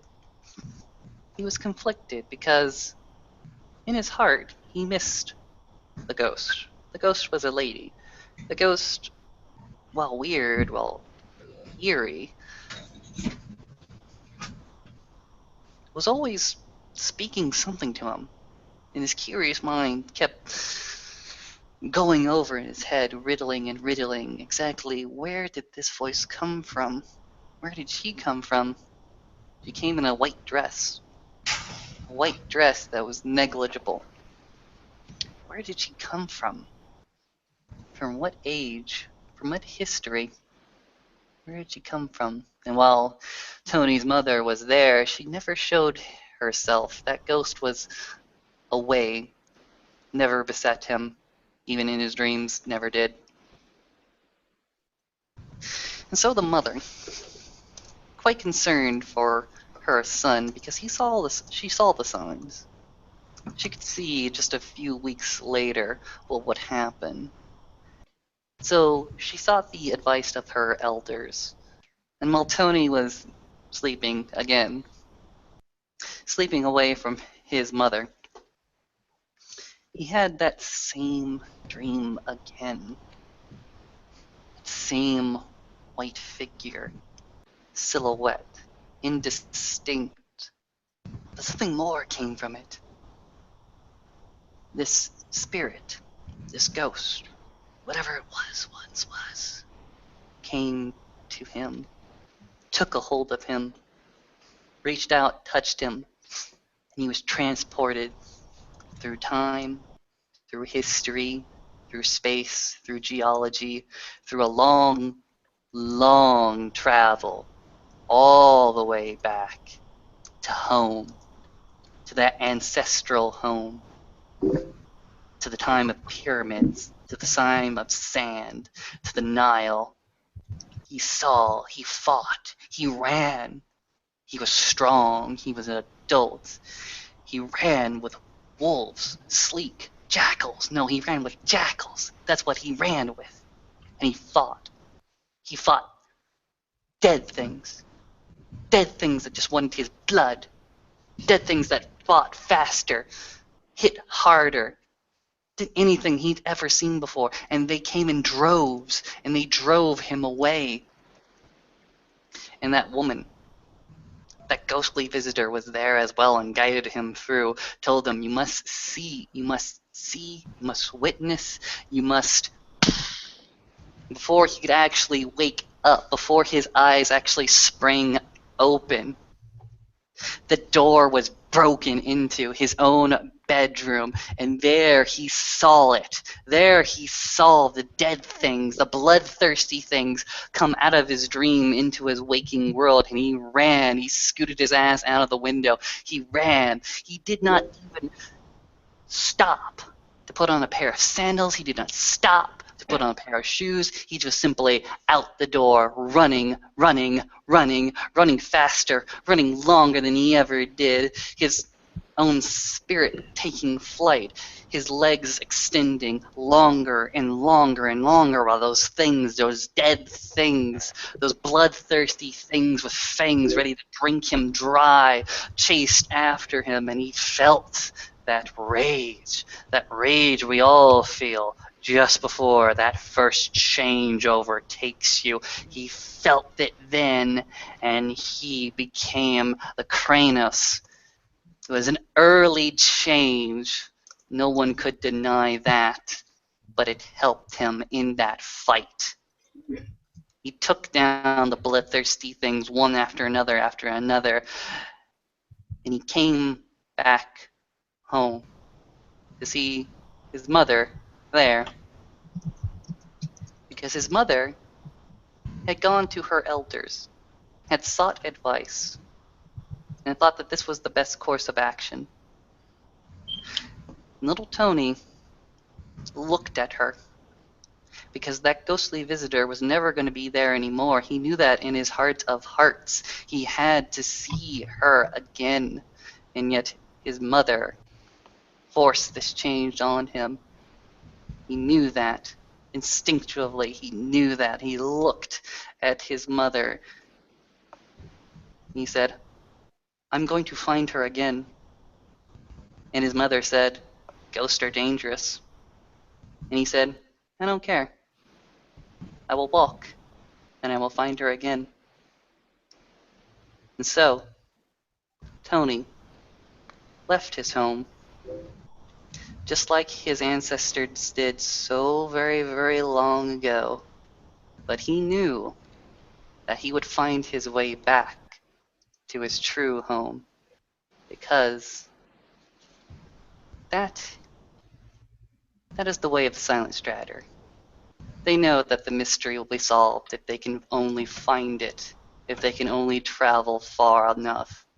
But they know that each step starts with leaving home, even if their only quest and their only goal is to find home again.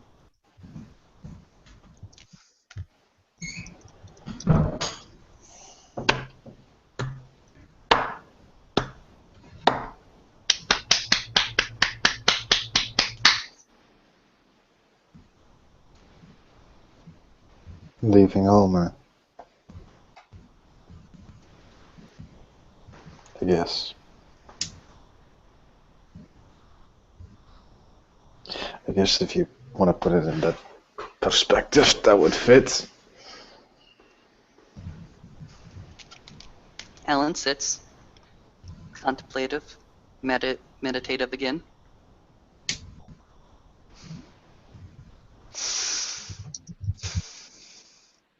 Aaron?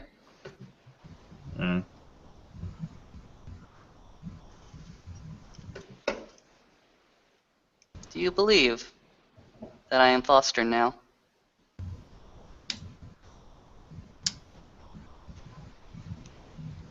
What, in your eyes, was your challenge, Silver Tongue? My challenge was to tell stories of the tribes of this sept to their satisfaction, to showcase their ideals. I have done so for the Pure Tribes. I have done so for the Gitafenrir. I've done so for the Fianna. I have even done so for the Silent Striders. I have many more stories to tell, but I believe that will take me on into the rest of the night. I will not stop here, but just after this story, just for your tribe, would you say I'm Foster?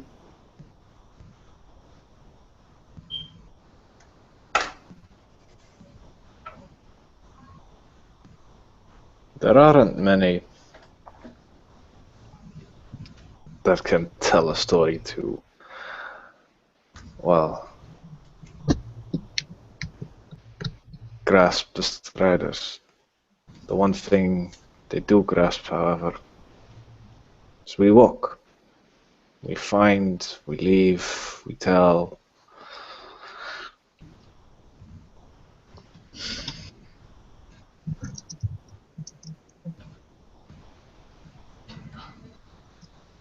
Whether you're a Foster or not,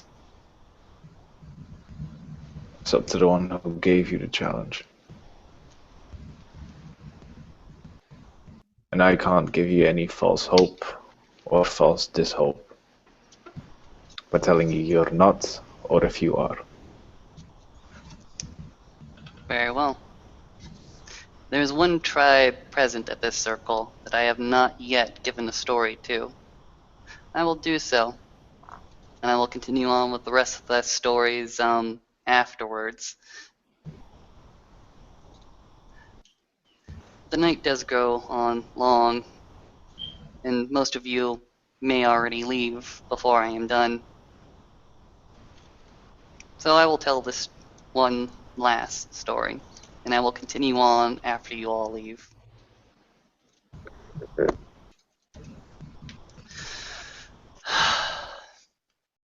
This is a story of one of our number, within this very sept. One Kali Krakos has given me this story to tell.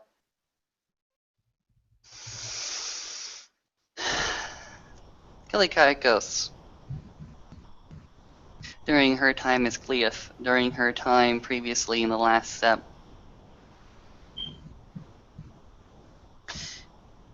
she lived with her sisters in a sort of sisterhood and a sort of brotherhood that we do not get to share very, very often.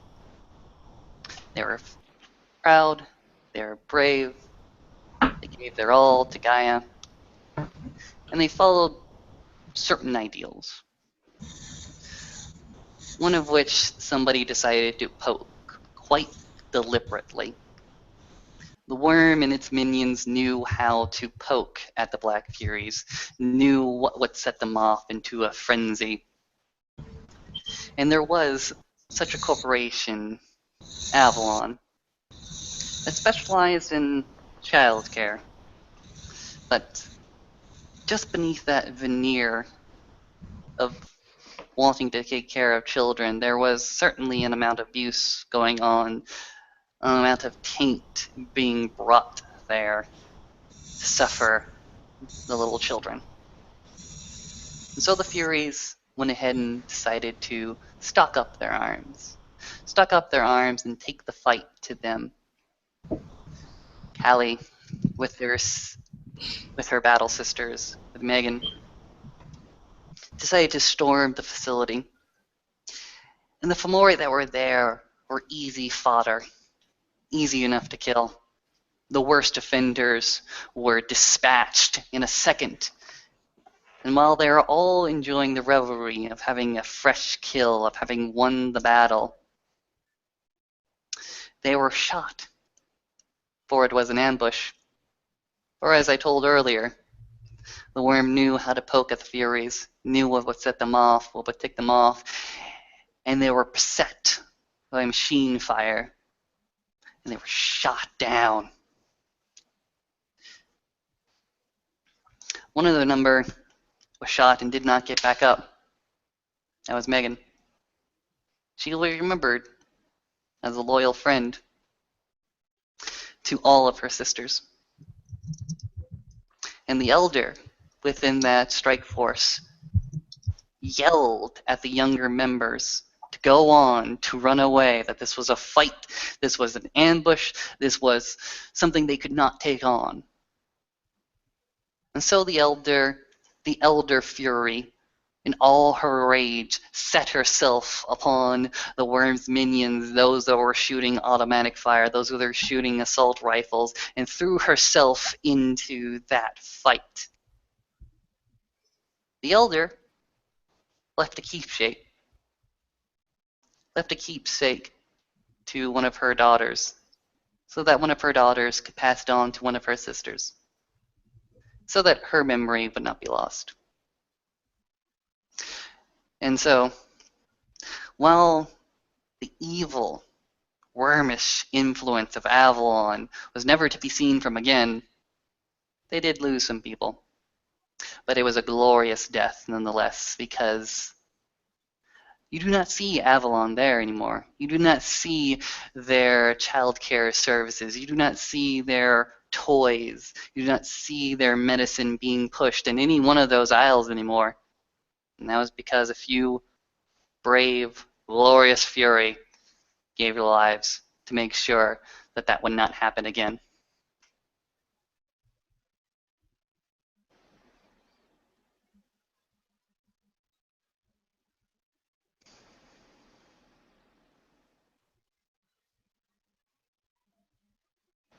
It does not clap this time.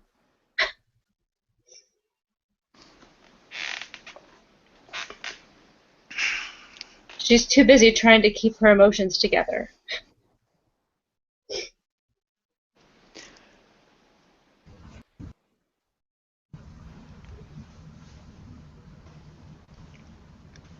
And oddly enough, she's wearing a necklace that she has one hand kind of wrapped around the charm on it.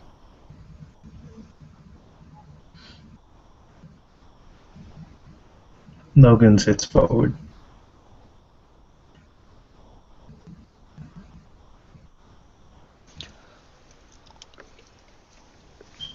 I would like to know this, Megan.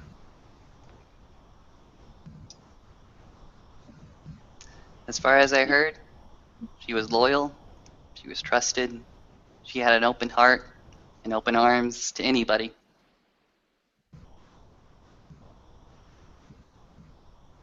I didn't know her as well as Callie, but I knew her. She was Callie's best friend.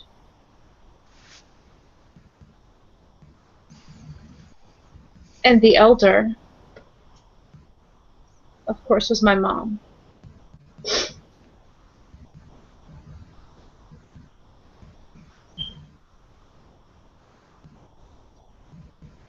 I never knew that detail about it. Why is it she tells other people details about it but won't tell me?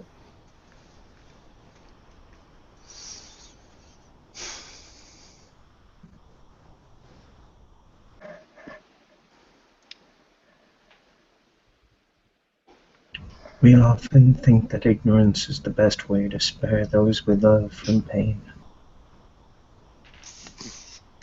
I told you, truth is pain. Thanks, that's very helpful right now. I appreciate that a lot.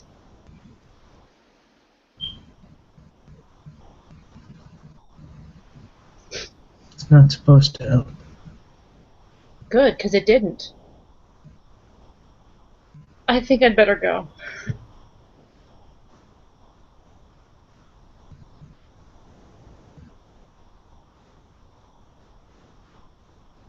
And she'll walk up to Alan to give him a hug.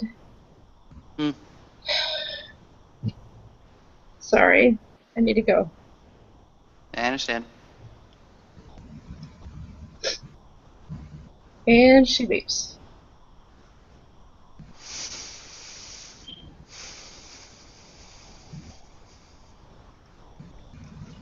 Oh, true soft heart.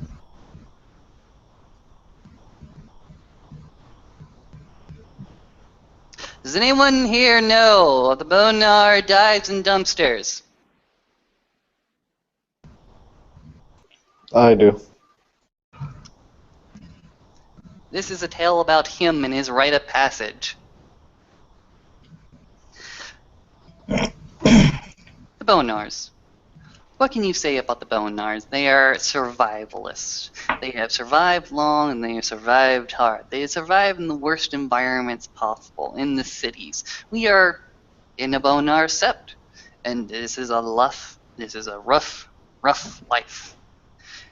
And Dives and Dumpsters, before he was given his deed name, was set to a task to walk from one city to the next with nothing but the clothes on his back. He started off the journey, walking from one city to the next. Again, starving. Again, very, very lean to himself. Not the same kind of starving that beset the Wendigo in the earlier story, but nonetheless, it was a gnawing at his stomach. And he looked towards the blessings of Gaia in order to fill his need. So he scrounged and he fought, and he found what he needed. He found the sustenance that would bring him through. He found the food and the drink. He found the water from the most rancid of places. And he ate from the food that people had left over. And yet Gaia did not abandon him. Gaia blessed him to survive. Gaia blessed him to resist those kinds of toxins that would have eaten away a lesser Garu. And he continued. He found those little strange things, those broken pieces of what others had made, and brought them together, fixed them up, and continued to use them well beyond other people would have thrown away. To them, junk is treasure. One day, as he was trying to make the last leg of his journey from one city to the next, he was beset. He was beset by Fomore that had taken residence within this little old Tules, actually. Had been silently eating, been silently breeding, growing stronger with the filth and the waste and the grease that is there. And when they saw this young Garu, just for the picking, they jumped. They jumped at Dives and Dumpsters, who proceeded to gain his deed name by diving into a dumpster. And as he looked frantically, Gaia blessed him with a weapon, with a broken piece of a glass bottle. With that broken piece of glass bottle, he turned towards his attackers, those Fomore, those brains, and screamed a great Gaia and yell and befell them. Slashed one of their throats, gutted another one, and eventually went ahead and shit-kicked the last one until he was one Gairu remaining. Walking on, proving to himself and proving to his tribe that he did have the necessary strength to resist toxin, to continue fighting, to look and scrounge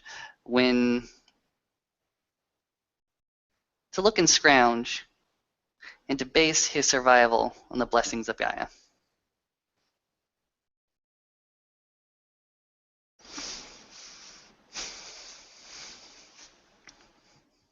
I again tell you another story of one of the Sept, that being Emmett Wilson. Emmett Wilson recently went through his rite of passage. Began the day with his brother Zeke being led by the elder Livewire into the cyber realm. There, they were tested and beset on all sides by those bright neon lights of that realm, where a very, very simple rite of passage was to travel from point A to point B. They did. They traveled through electric live fire. They traveled on motorcycles that came simply from light. They used everything that was around them, all that light, all that sound, all of those weird spiritual manifestations of health potions, of bikes, of things you would only see within a more fantastical video game, but they continued on and they used every wild ass invention that came to them, everything of spiritual matter, everything of inventive creativity, they grabbed and they used to continue on their way. Until eventually they saw the abomination, the biggest, baddest, most amazingly technologically fantastical abomination. It was a behemoth with guns, a behemoth with a rail gun, a behemoth with claws with a giant mouth that boomed at them. And they used every single little bit of know-how, everything they had learned, from the health potions to the light bikes, to the giant bazooka cannons they had gotten from somewhere. You couldn't even ask where they came from, but they went ahead and pelted that thing until it was eventually down and out and dead.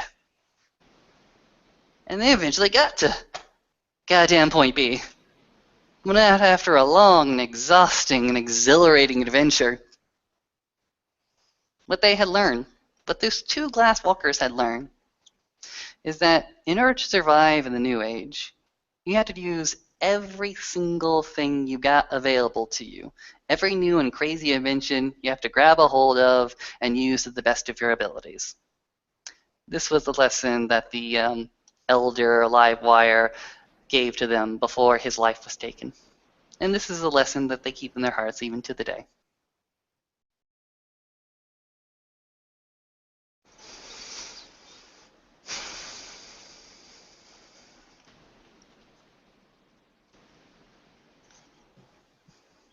Two short stories, a double feature if you want to say it.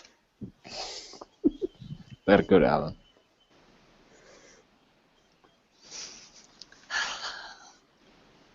I'll be here tomorrow. Same time. Alright. Aaron will stand up, do a little bit of a goodbye to everybody, and he'll start walking away.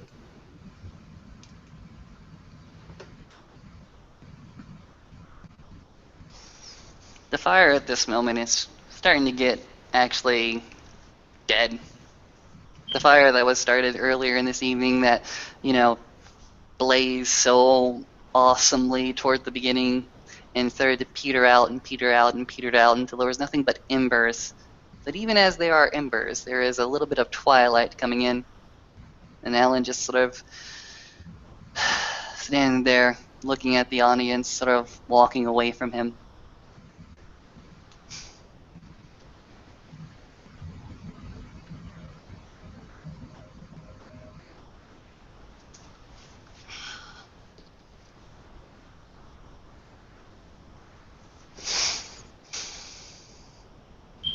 Anybody still here? Logan is sitting across the fire. What do you think, Logan? I think a lot of things at the moment.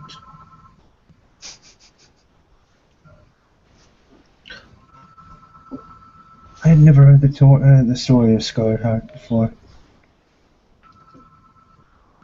It's a good story.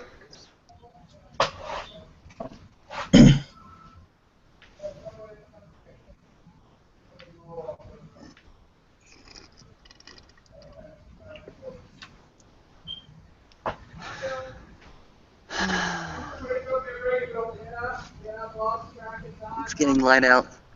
What? So. Lost track of time talking to Regan. It is love. You want to hear another story? Sure, why not?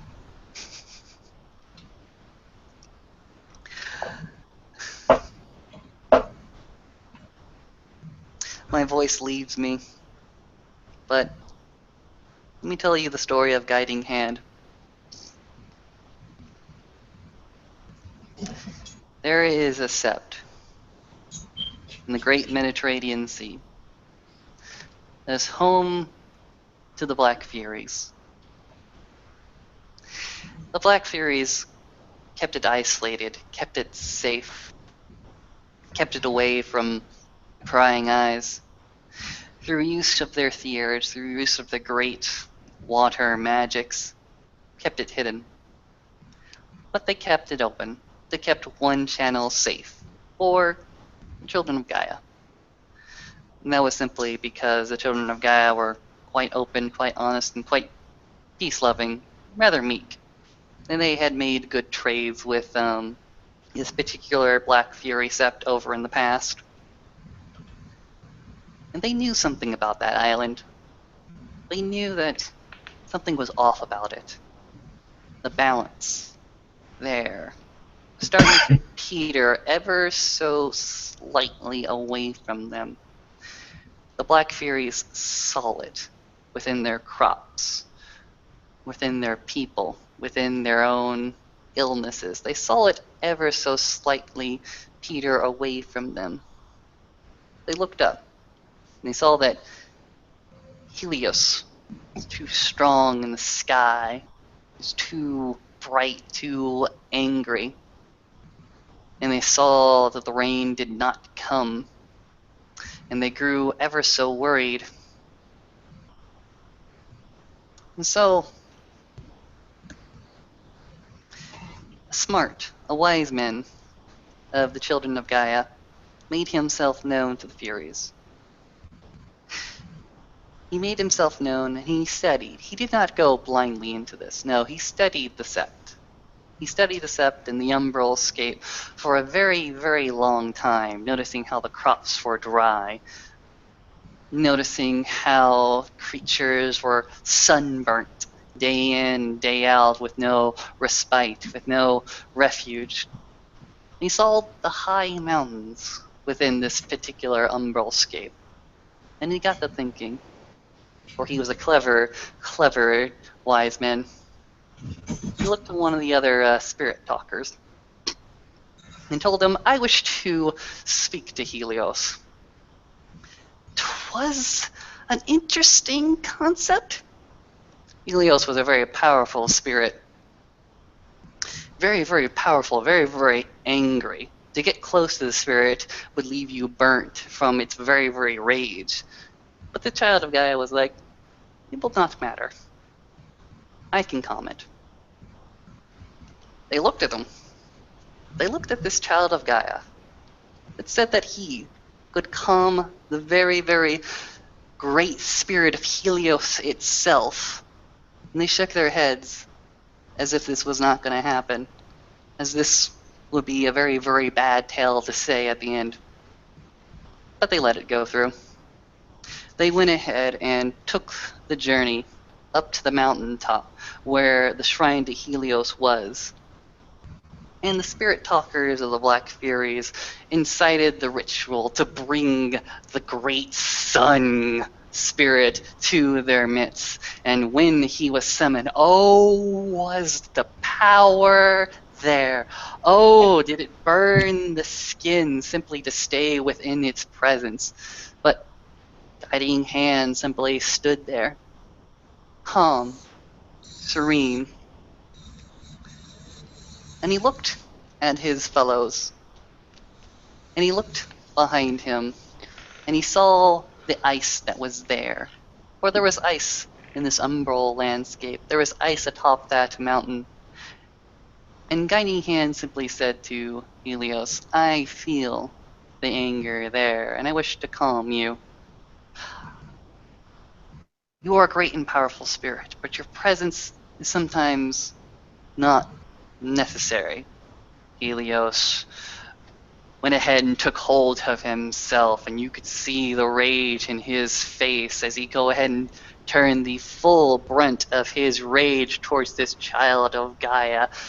And the child of Gaia, Guiding Hand, felt himself burned underneath that searing gaze, but he stood still, even as the skin was starting to flake off and brown and blacken under him. He simply stood there, made a few prayers, and behind him, the snow melted, freeing all of those frozen spirits, bringing them alive, making them from their icy coldness to a fluid water, and they rushed over that child of Gaia guiding hand, searing, or at least calming him down, calming Helios down. Helios felt that water rush over him, and his rage just simply melted away into the water. And after that, Helios stood back at what he had done, and he looked behind him towards the valley underneath, and he saw the water spirits commune with the growing crop spirits and how they danced, how they grew. And he looked back to the guiding hand and simply said 2 words: "You're wise." And the guiding hand simply said, "Now that you have seen how your movements affects the landscape, please make an effort to keep this in your pattern. Yes, we want you. Yes, you are proud. Yes, you bring us amount of energy and warmth.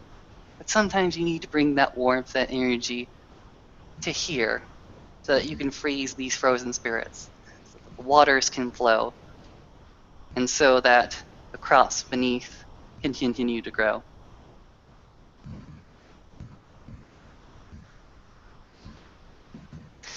The Black Furies were amazed by this, quite amazed. They took him back to his sept. They went ahead and had a night there, a celebration there. They accept the child, the Gaia, as one of their own.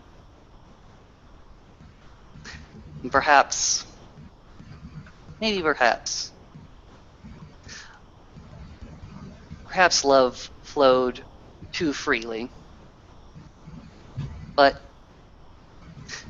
as I look at the Garu in front of me, I cannot say that what happened there was an accident.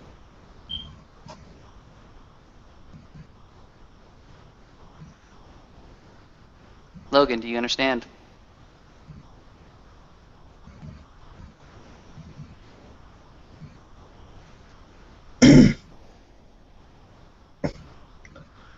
Logan, whose head had dipped down, looking at the embers, looking at Alan.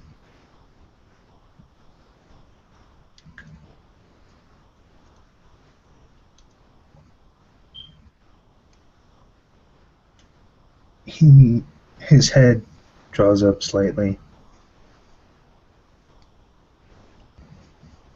and instead of the quiet, hushed tones of voice that everyone is used to, Logan looks at Alan and he says, "Where?"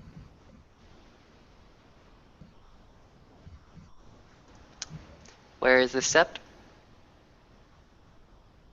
Where did you hear that? Where? Goes ahead and walks over to Logan. Goes ahead and actually takes the bucket of water that he had there to douse the fire. Goes ahead and douses the fire. The light. The dawn is about to come. Goes ahead and walks over.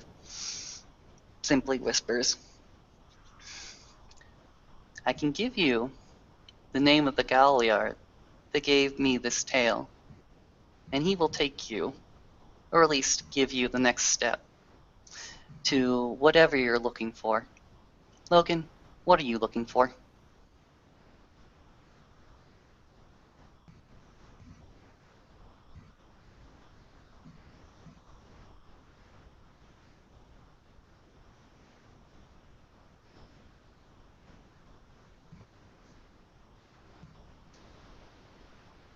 don't know. Very well. I heard the story from a passing child of Gaia. Goes by the name of Soldier of Paradise. You can try to find him. I hear that he's a mariner of some sort.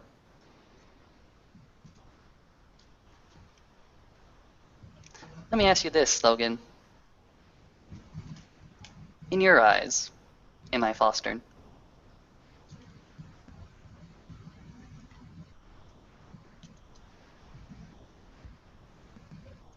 I have not.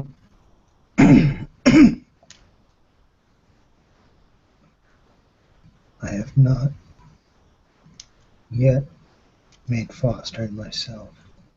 I cannot pass judgment.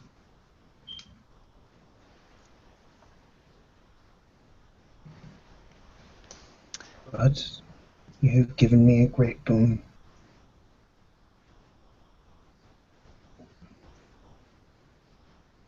You're telling me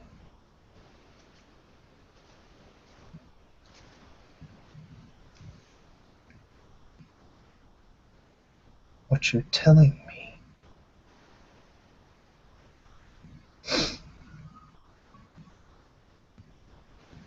is that I was not made out of necessity.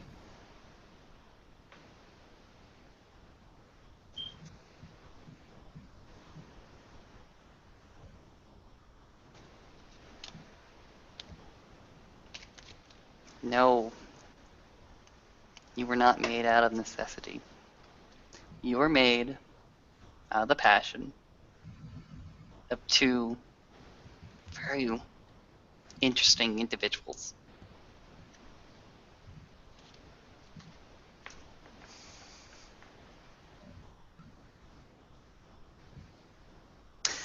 Take the story, take the name, do what you will with them.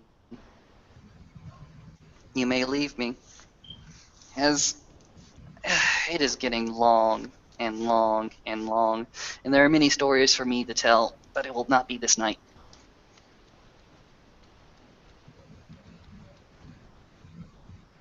I will be here. I will listen to your tales.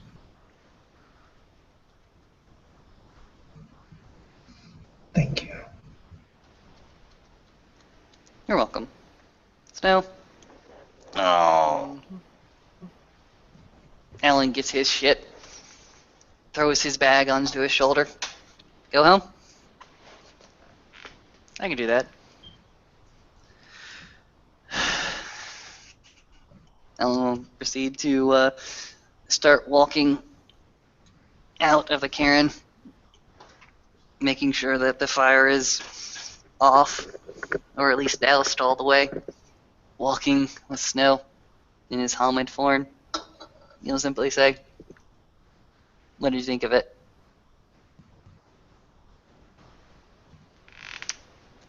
You're good.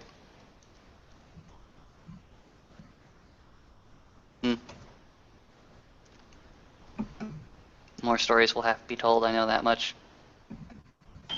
I'm still waiting for the crashing airplanes, though. Crashing airplanes?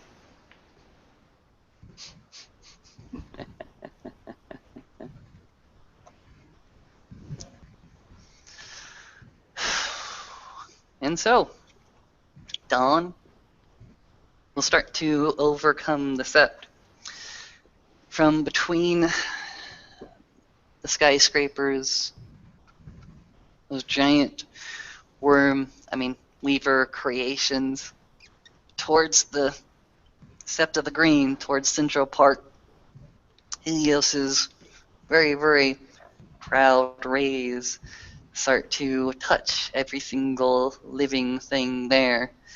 We see off on the opposite horizon the gibbous moon, the moon of storytellers, goes ahead and starts to set and dip down the horizon. There we will go ahead and end our scene. It has been a long one, and I hope that each and every single story has been edifying to you. Good night, people.